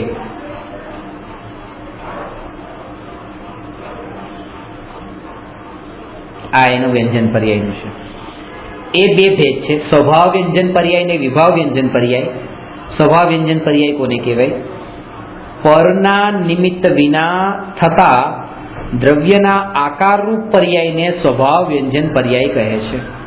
જેમ કે જીવનો સિદ્ધ પર્યાય, ત્યાં કોઈ પર નિમિત્ત નથી ને એ રીતે. ને વિભાવ વ્યંજન પર્યાય પરના નિમિત્તથી થતા દ્રવ્યના આકારરૂપ પર્યાયને વિભાવ વ્યંજન પર્યાય કહે છે, જેમ નર નારકાદી પર્યાય.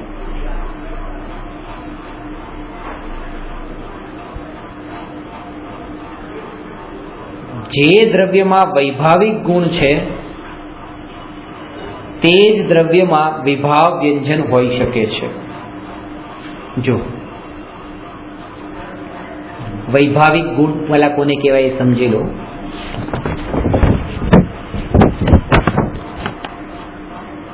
દ્રવ્યમાં એક એવી શક્તિ છે, જેમ આત્મામાં જીવમાં જાણવાની શક્તિ જ્ઞાન ગુણ છે, દેખવા દર્શન ગુણ છે, એ રીતે પૂતગલમાં સ્પર્શ ગંધવણ છે, એવી રીતે એક વૈભાવિક નામનો ગુણ છે. એની પરિભાષા એ રીતે છે કે જે શક્તિના કારણે એક દ્રવ્ય પર દ્રવ્યમાં ના નિમિત્તમાં જતા ને જોડાતા એ વિભાવ રૂપે પરિણમે, એવી એનામાં શક્તિ, એનું નામ વૈભાવિક ગુણ છે. એટલે કે ક્રોધ આવ્યો તો ક્રોધ આવવો પણ આત્માનો સ્વભાવ છે. આપણે એમ કહીએ તો વિભાવ છે, પણ એ વિભાવ રૂપે પરિણમવું એ પણ એ આત્માનો સ્વભાવ છે. કે ટેબલ છે, ટેબલને ક્રોધ નથી આવતો, કારણ કે ટેબલનો એ સ્વભાવ નથી કે ગમે તેના સંપર્કમાં જાય પણ એને ક્રોધ આવે, એવો એનો સ્વભાવ નથી. એટલે ક્રોધાદી રૂપે પરિણમવું એ પણ એનો સ્વભાવ છે, પણ પરના નિમિત્તમાં જતા ને જોડાતા એટલા માટે એ વિભાવ છે. બે વાત સમજવાની છે. શું કીધું? ફરીથી, ક્રોધ એ આત્માનો સ્વભાવ છે કે વિભાવ છે? વિભાવ છે. પણ એ સ્વભાવ છે તો કઈ અપેક્ષા એ? હા નથી, એટલે આ છૂટી ગયું તમારું. આટલી 1 મિનિટ 2 મિનિટની ઊંઘ કેટલું ચૂકાઈ દે. જો આ ક્રોધ ટેબલને આવે છે, ખુરશીને આવે છે, પૂતગલને આવે છે, જીવને જ આવે છે ને. એટલા માટે જીવનો સ્વભાવ છે. જો એ જીવનો સ્વભાવ ન હોય તો બધાને આવવું જોઈએ. આવા વિભાવ રૂપે પરિણમવાનો એ એનો સ્વભાવ છે. પણ ક્યારે વિભાવ રૂપે પરિણમવાનો? આમ નામ નહીં, પરના અંદર જોડાણ થાય તો વિભાવ રૂપે પરિણમવાનો એવો એનો સ્વભાવ છે.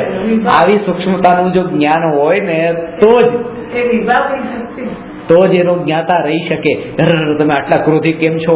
બરાબર છે, આટલા પરમાં જોડાયા તો આટલો ક્રોધ થાય, સીધી વાત છે. એવો તો એનો સ્વભાવ છે. આ પાણી આટલું બધું ગરમ કેમ થઈ ગયું? કેમ થઈ ગયું ગરમ? એનો સ્વભાવ તો શીતળ છે, સ્વભાવ શીતળ છે. અરે બરાબર છે, પણ પરના આગના સંપર્કમાં જાય તો ગરમ થાય, એવો પણ એનો સ્વભાવ છે. ખાલી ઠંડુ રહેવાનો સ્વભાવ છે, એવો એમ આગમાં જાય ને ગરમ રૂપે થાય, એવો એનો સ્વભાવ છે. આવું જ્ઞાન થાય એ જ અનેકાંતની સમજણ છે.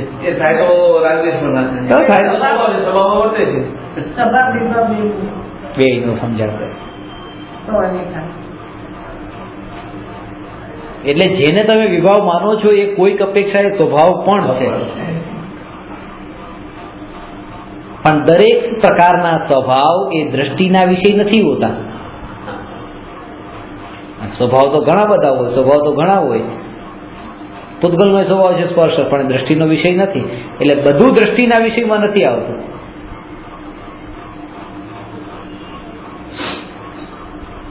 એટલે ત્યાં આટલું જાણી છોડી દો.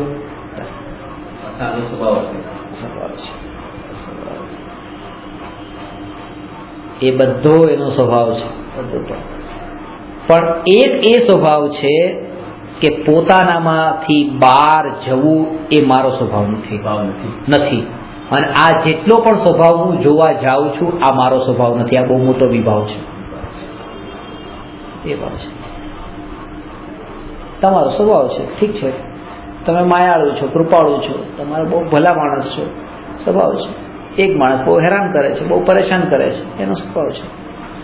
પણ ન્યાયક ભાવ આ તત્વ વિચાર જે મારો ચાલતો હતો એમાંથી લિંક તૂટી અને તમારા ને બીજાના ને ત્રીજાના આના સ્વભાવ ઉપર જોવા ગયો. આ પણ એક બહુ મોટો વિભાવ થઈ ગયો મારો.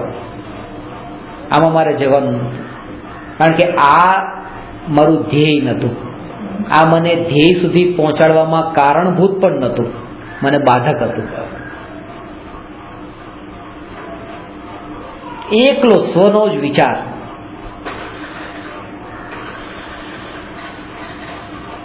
જયારે જગતમાં લોક જગતમાં એમ કહું કે સોનો જ વિચાર, ત્યારે સ્વાર્થી કે એમ કે તમે પર પ્રત્યે થોડી પણ કરુણા નથી.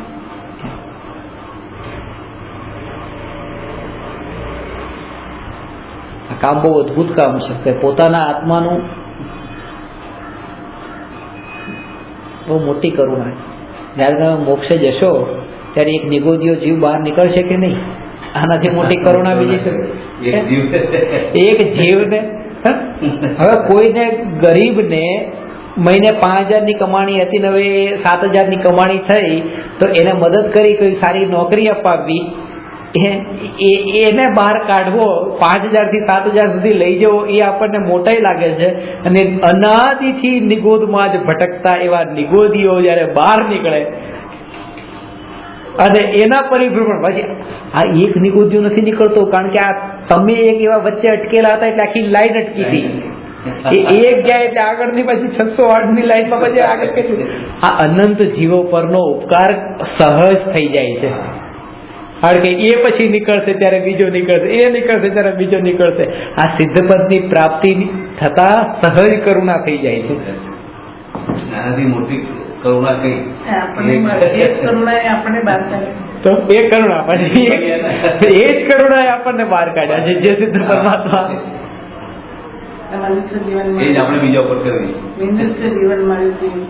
બહુ સંકુચિત દ્રષ્ટિ કાઢવી પડશે. અને એટલું જ છે કે આ મોક્ષે જવામાં સમાજને દેખાશે નહીં, લોકોને દેખાશે નહીં, કોઈ વાવા કરવા વાળું દેખાશે નહીં. વાવા કરશે પણ આપણા ગયા પછી બધા કરશે મંદિરમાં બેસાડીને આપણને. એ શું કામની? આ તો અહીંયા જ અત્યારે જ અમારું મંદિર બનવું જોઈએ.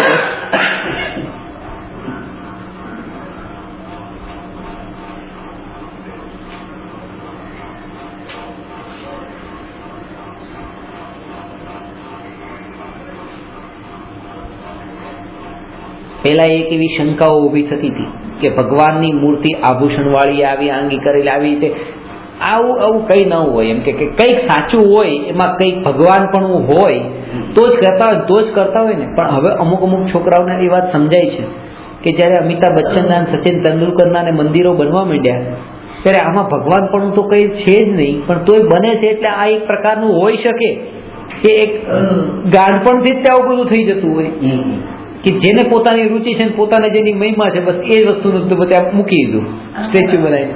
એટલે હવે ખબર પડે છે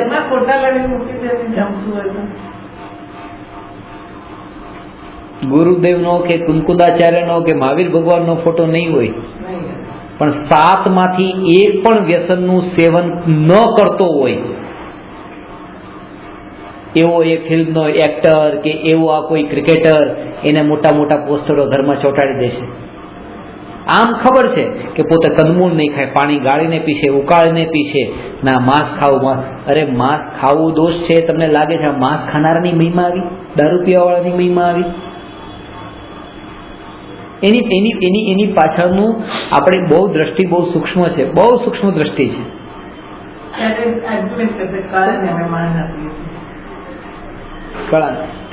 એ રાગનું જ પોષણ કરાવવા વાળી ને.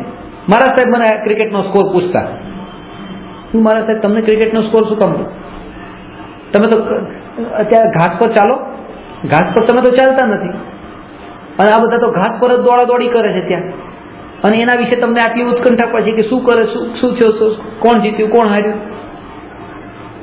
જે પોતે નથી ચાલે, મારો કહેવાનો કે જે કામ પોતે નથી કરતા અને બીજો કોઈ કરતો હોય તો એની આપણને મહિમા ન આવે.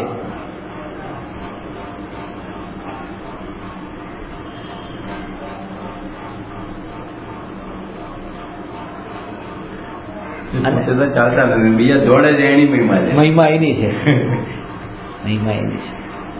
અને તમે પાછા ત્યાર પછી તમે ચાલતો તમને ટોકીને કહી દેશે નહીં ચાલવાનું, જો અમે તો આટલું પાડીએ, તમે થોડુંક તો પાડો.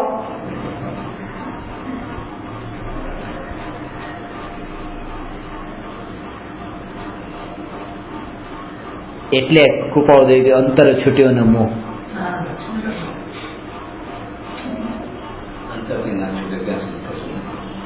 એક જગ આગ્રહ થઈ ગયો કે આ રીતે પાળવી, દીક્ષા લઈ લે.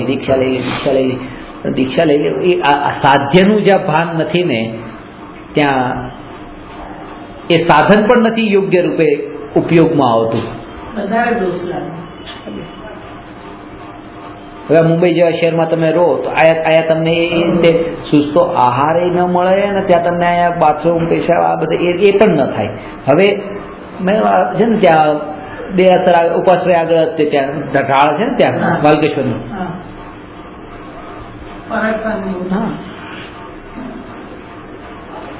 બાથરૂમ કરીને ત્યાં બધું એવી રીતે રોડ ઉપર નાખે, રોડ ઉપર નાખવા ક્યાં જાય? અને ત્યાં રોડ ઉપર ત્યાં બાજુમાં એક બાજુ બિલ્ડિંગ છે. થોડા દિવસ પહેલાની સાચી વાત છે, હું એ વાત નીકળતો હતો પેલા વોચમેન આવીને તરત જ કીધું, એક ખીંચ કે દેગા ઇધર ડાલા તો. હવે મહાસતીજીએ એક ખીંચ કે દેગા, હવે પેલો આવું બોલે બિલ્ડિંગનો વોચમેન, અને આવું સાંભળવું પડે कि क्या करें हम कहाँ जाएंगे? अरे आपको जहाँ जाना उधर जाओ.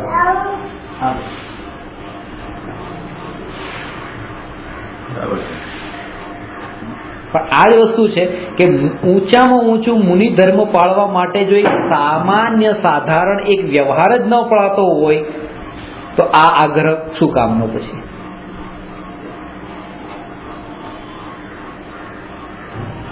એટલે કીધું જો તમારાથી એ રીતે નથી થતું ને, ઠીક છે, તમે એક વસ્તુનો એક સ્વીકાર કરી લો કે અમે ગ્રહસ્થ છીએ, બસ. કારણ કે વનમાં ગુફામાં રહેવાની અમારી તાકાત નથી, અને એમાં ઘરમાં રહીએ છીએ, 4 દિવાલને છતની નીચે રહીએ છીએ, દિવસમાં 3 ટાઈમ આહાર લઈ લઈએ છીએ, અમે ગ્રહસ્થ છીએ.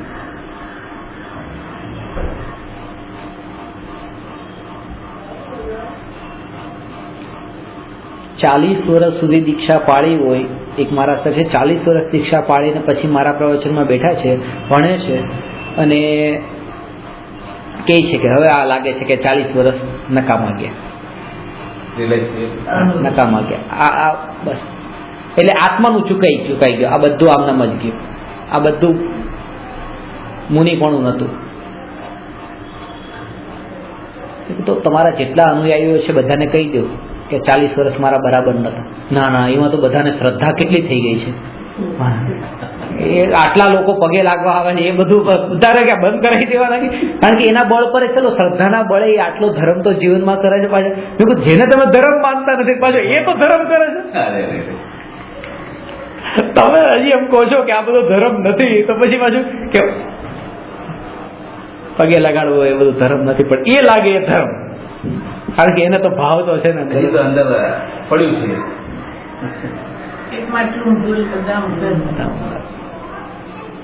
એટલે આ પદ જે છે ને, આ બહુ આદર્શ ને સાધનરૂપ પદ કીધું.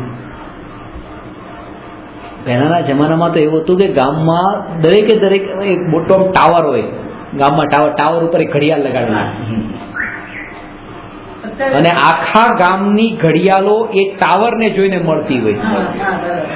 જો એ ટાવરની ઘડિયાળ ખોટી તો આખા ગામની બધાની ખોટી. ગુરુ એટલે ટાવર, જો એ ખોટા તો નીચે બધાની ઘડિયાળ ખોટી પછી. અને અત્યારે એ જ છે.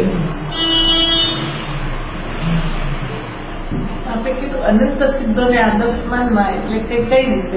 સિદ્ધોને આદર્શ માનવા એટલે કે હું આ આત્મ સાધનાનો પુરુષાર્થ કરું, મહેનત કરું, અને નહીં થાય તો અરે અનંતને થયું છે, શું કામ નહીં થાય? પહેલી વાત તો હા,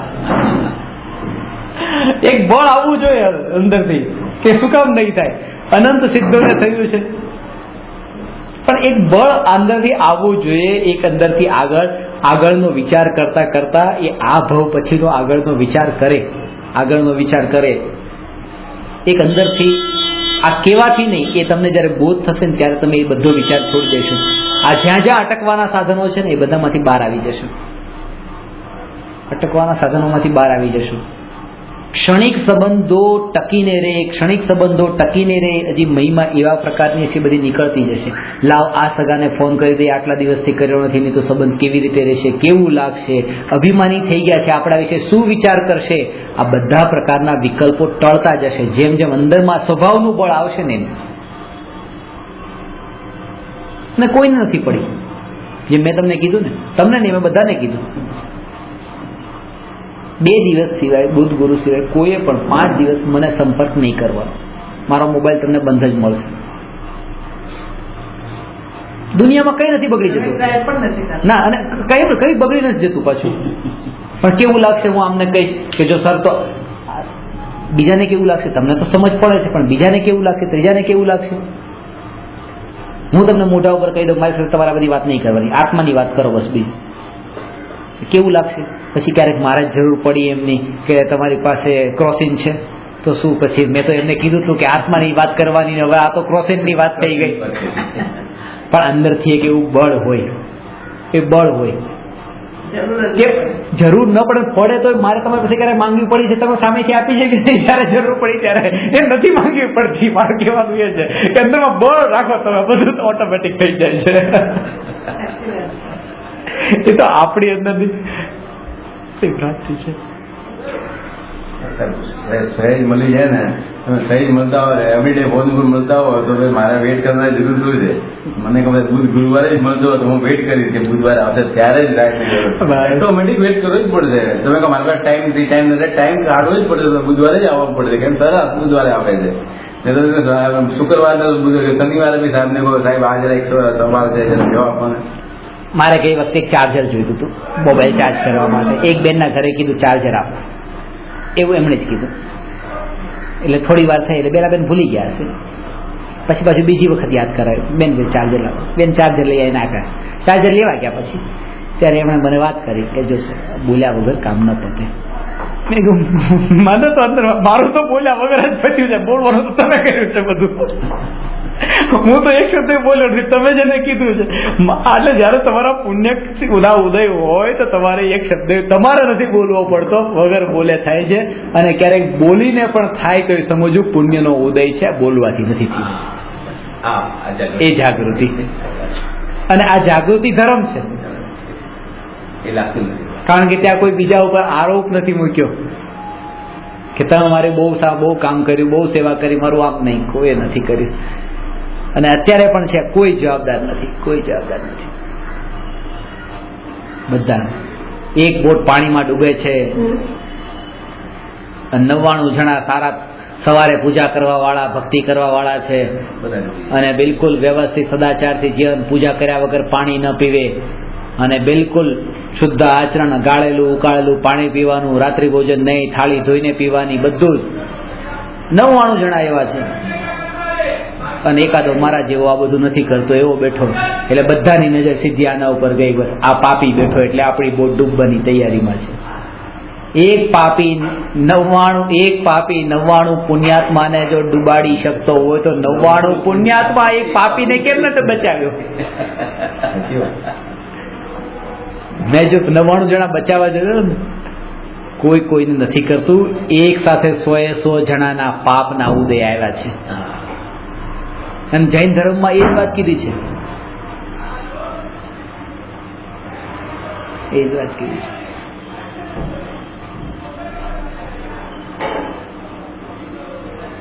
બે વાત, એક તો જેના પાપનો ઉદય ચાલતો હોય તે,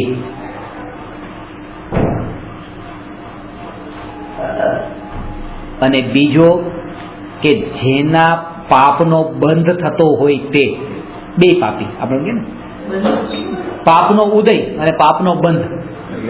જન્મ થાય ને એમાં મરણ થાય.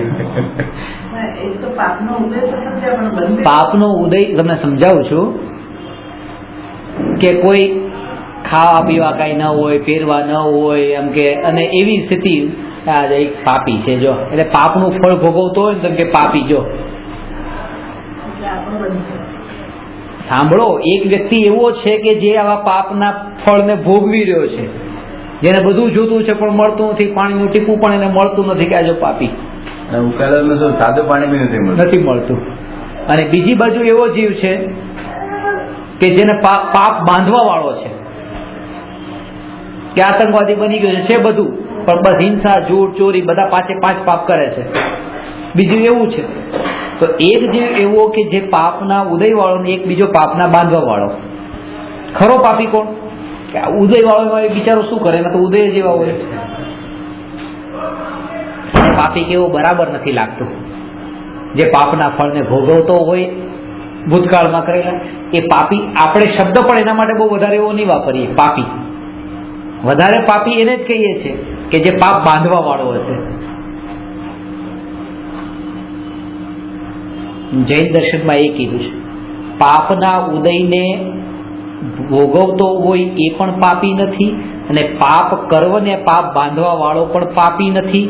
પોતાને પાપી માનીને પરમાત્મા ન માનવા વાળો પાપી છે.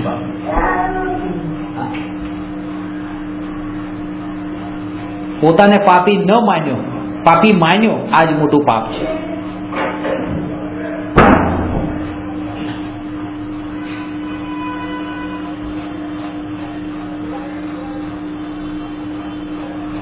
બંને એના કર્મના ઉદયથી કરે છે ને. ઓલા પાપ કરેલા છે એટલે ભોગવે છે, આ પાપ કરવા જાય છે એટલે એને ભોગવવું છે. કર્મના ઉદયથી પુરુષાર્થ એના હાથમાં છે, છૂટા પડવાનો. કે ઉદયિક આવે છે, એ ઉદયિક એ પણ હું નથી, અને આ બંધાય છે એ ભાવ પણ હું નથી.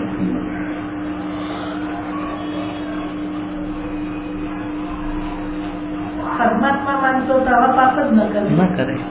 એટલે પરમાત્મા નથી માનતા પોતાને આપણે એટલે પાપ કરીએ છીએ. માનતા.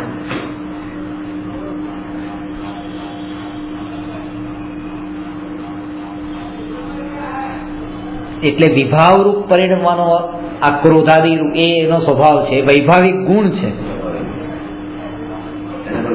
એના ગુણ કીધો છે, દુર્ગુણ નથી કીધો, અવગુણ નથી કીધો. એ ગુણ છે, એનો સ્વભાવ છે. પણ ખાસ વાત એ કે પરના નિમિત્તમાં જાય તો પાછો પોતાના ઘરમાં બેઠો રહે તો કઈ નથી.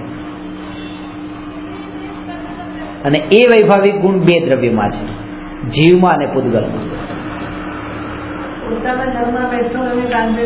જેનામાં ક્રિયાવતી નામનો ગુણ છે એ વિભાવ રૂપે પરિણમે છે. હજી તમે આમાં હજી વાત સમજજો. ક્રિયાવતી ગુણ આ જીવ ને આ પૂતગલ બે આ ગતિ કરે છે ને, જેમાં મુવમેન્ટ છે એમાં જ અશુદ્ધતા છે, એમાં જ વિભાવ પરિણમન થવાની સંભાવના છે. ધર્માસ્તિકાય અધર્માસ્તિકાય આકાશને કાળ એ અનાદિકાળથી સ્થિર છે ને અનંત કાળ સુધી સ્થિર રહેશે. ક્રિયાવતી ગુણ છે જ નહીં, અને અનાદિથી શુદ્ધ છે ને અનંત કાળ સુધી શુદ્ધ રહેશે. એ વિભાવ રૂપે પરિણમતા જ નથી. જે વિભાવ રૂપ નથી, સ્વભાવ રૂપ જ પરિણમન છે. પરિણમન છે, પર્યાય તો હોય જ, પણ વૈભાવિક પર્યાય વિભાવ રૂપ ન હોય, વિભાવ રૂપ પર્યાય ન હોય. એક ધારા રૂપ જેમ શુદ્ધ શુદ્ધ શુદ્ધ શુદ્ધ રૂપ. આના ઉપરથી એટલું સમજી શકાય, જે એક ઠેકાણે બેઠા રહે ત્યાં વાંધો નથી, ફરતા હોય ત્યાં વાંધો છે. કારણ કે જેટલા ક્રિયાવતી ગુણ વાળા એ જ વિભાવ રૂપે પરિણમે. શાંતિથી બેઠા છે તો શુદ્ધ જ છે. ક્રિયાવતી ગુણ વાળા તો સિદ્ધ ભગવાન પણ છે, પણ તોય તે અત્યારે તો શાંતિથી બેસી ગયા છે, હવે શુદ્ધ છે, સ્થિર છે. જે સ્થિરતા છે એટલા માટે આ વાત કીધી છે કે અહીંયા જો તમે રહેશો, પરિવાર સાથે રહેશો તો અસ્થિરતા રહેવાની છે. જો તમે રહી શકો તો રહો, પણ એક જગ્યાએ બેસીને તમે સાધના કરી લો. જ્યાં સુધી આ પ્રાપ્ત ન થાય સાધ્ય, ત્યાં સુધી હલ્યા વગર બધું ભૂલીને.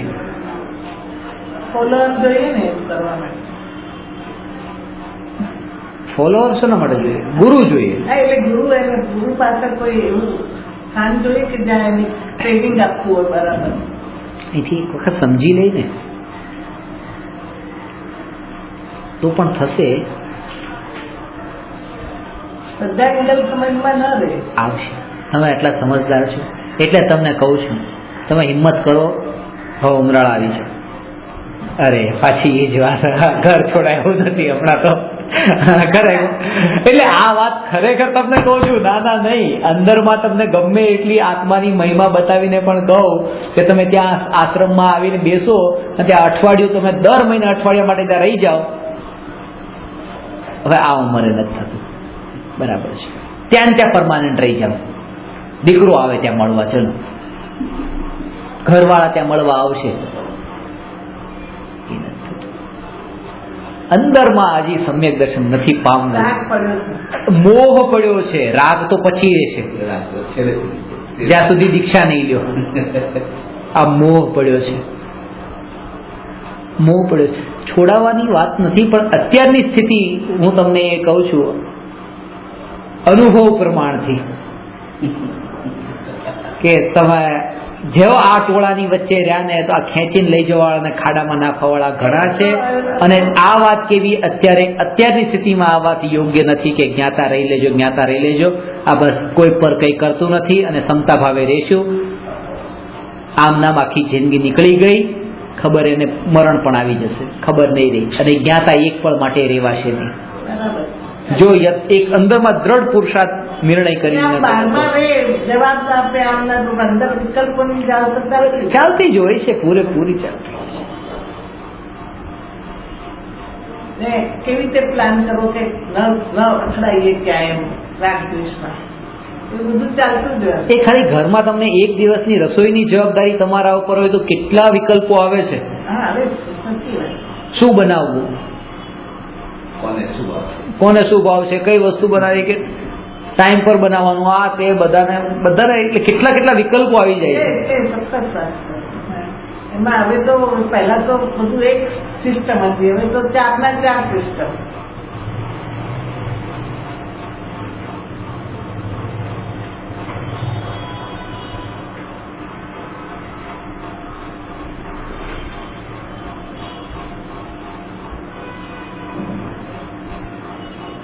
એટલે જ મુનિજનો પોતે બધું રસોડું પોતે નથી સંભાળતા ને. કે ખાવાનું પોતાને ને બનાવે બીજા, કામ બીજાને સોંપી દેવાનું. આ બરાબર છે? આ ધર્મ છે કે હા? મુનિજનો ક્યાં રોજ ખાતા હોય? અરે ખાય રોજ તો પણ તોય તે બરાબર છે. એટલા માટે કારણ કે જે જીવો હજી અંદરથી એવા કૂણા નથી પડ્યા, એ તો આવું કરી કરીને જ કૂણા પડવાના છે જે આહાર આપવા વાળા છે. એના માટે એ સ્થિતિમાં એ બરાબર છે. આ સ્થિતિમાં પહોંચ્યા પછી આ બરાબર છે. અને પછી તો આહાર આપવા વાળા આહાર લેવાની બે સ્થિતિ છૂટી જશે જયારે પરમાત્મા પદ પ્રગટ થશે ત્યારે. મુનિ થયા પેલા આહાર આપે, મુનિ થયા પછી આહાર લે, મુનિ થયા પછી ભગવાન થયા પછી આપે નહીં ને લે નહીં. દરેક કાર્ય એ ભૂમિકામાં બરાબર છે.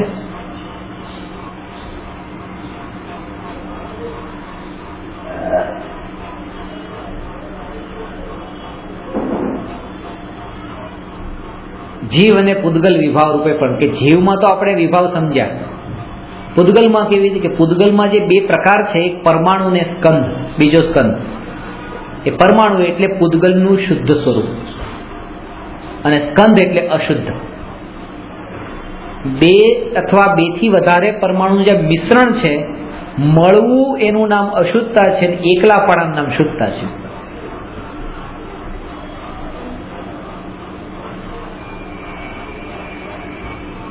એક ગ્લાસમાં દૂધ છે, શુદ્ધ છે, એ પી લીધું. પછી મેં કીધું પાણી આપો. તમે એ દૂધવાળા ગ્લાસમાં થોડું દૂધ હતું, એમાં તમે પાણી આપી દીધું.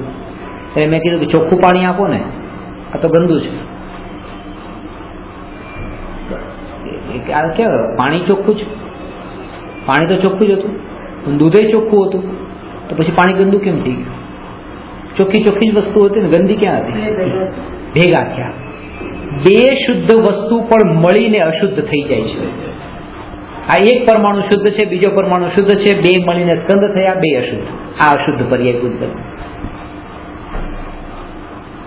એક 25 વર્ષનો બાલ બ્રહ્મચારી છે, શુદ્ધ છે. 22 વર્ષની બાલ બ્રહ્મચારી સ્ત્રી છોકરી છે, શુદ્ધ છે. બંને બસ બ્રહ્મચર્ય વ્રત પાળે છે, ધર્મ ધ્યાન કરે છે, 2 શુદ્ધ છે. એકલા છે તો શુદ્ધ છે, 2 જો મળ્યા 2 અશુદ્ધ છે. એકલાપણાનું નામ શુદ્ધતા અને મિશ્રણનું નામ અશુદ્ધતા. 2 શુદ્ધ વસ્તુ મળીને પણ અશુદ્ધ બને છે. આ પરમાણુ એકલો હોય તો શુદ્ધ છે, સ્કંદ રૂપે પરિણમે તો અશુદ્ધ છે. સંસારીની અશુદ્ધ પર્યાય આ છે, રાગદ્વેષી રાગી દ્વેષી જીવ છે તે અશુદ્ધ છે. આ સ્કંદ અશુદ્ધ છે. એટલે હવે કે જે અશુદ્ધ જીવ છે એને અશુદ્ધ પૂદગલ જ દેખાય છે, શુદ્ધ પૂદગલ એ નથી દેખાતા. આપણને પરમાણુ ક્યાં દેખાય છે?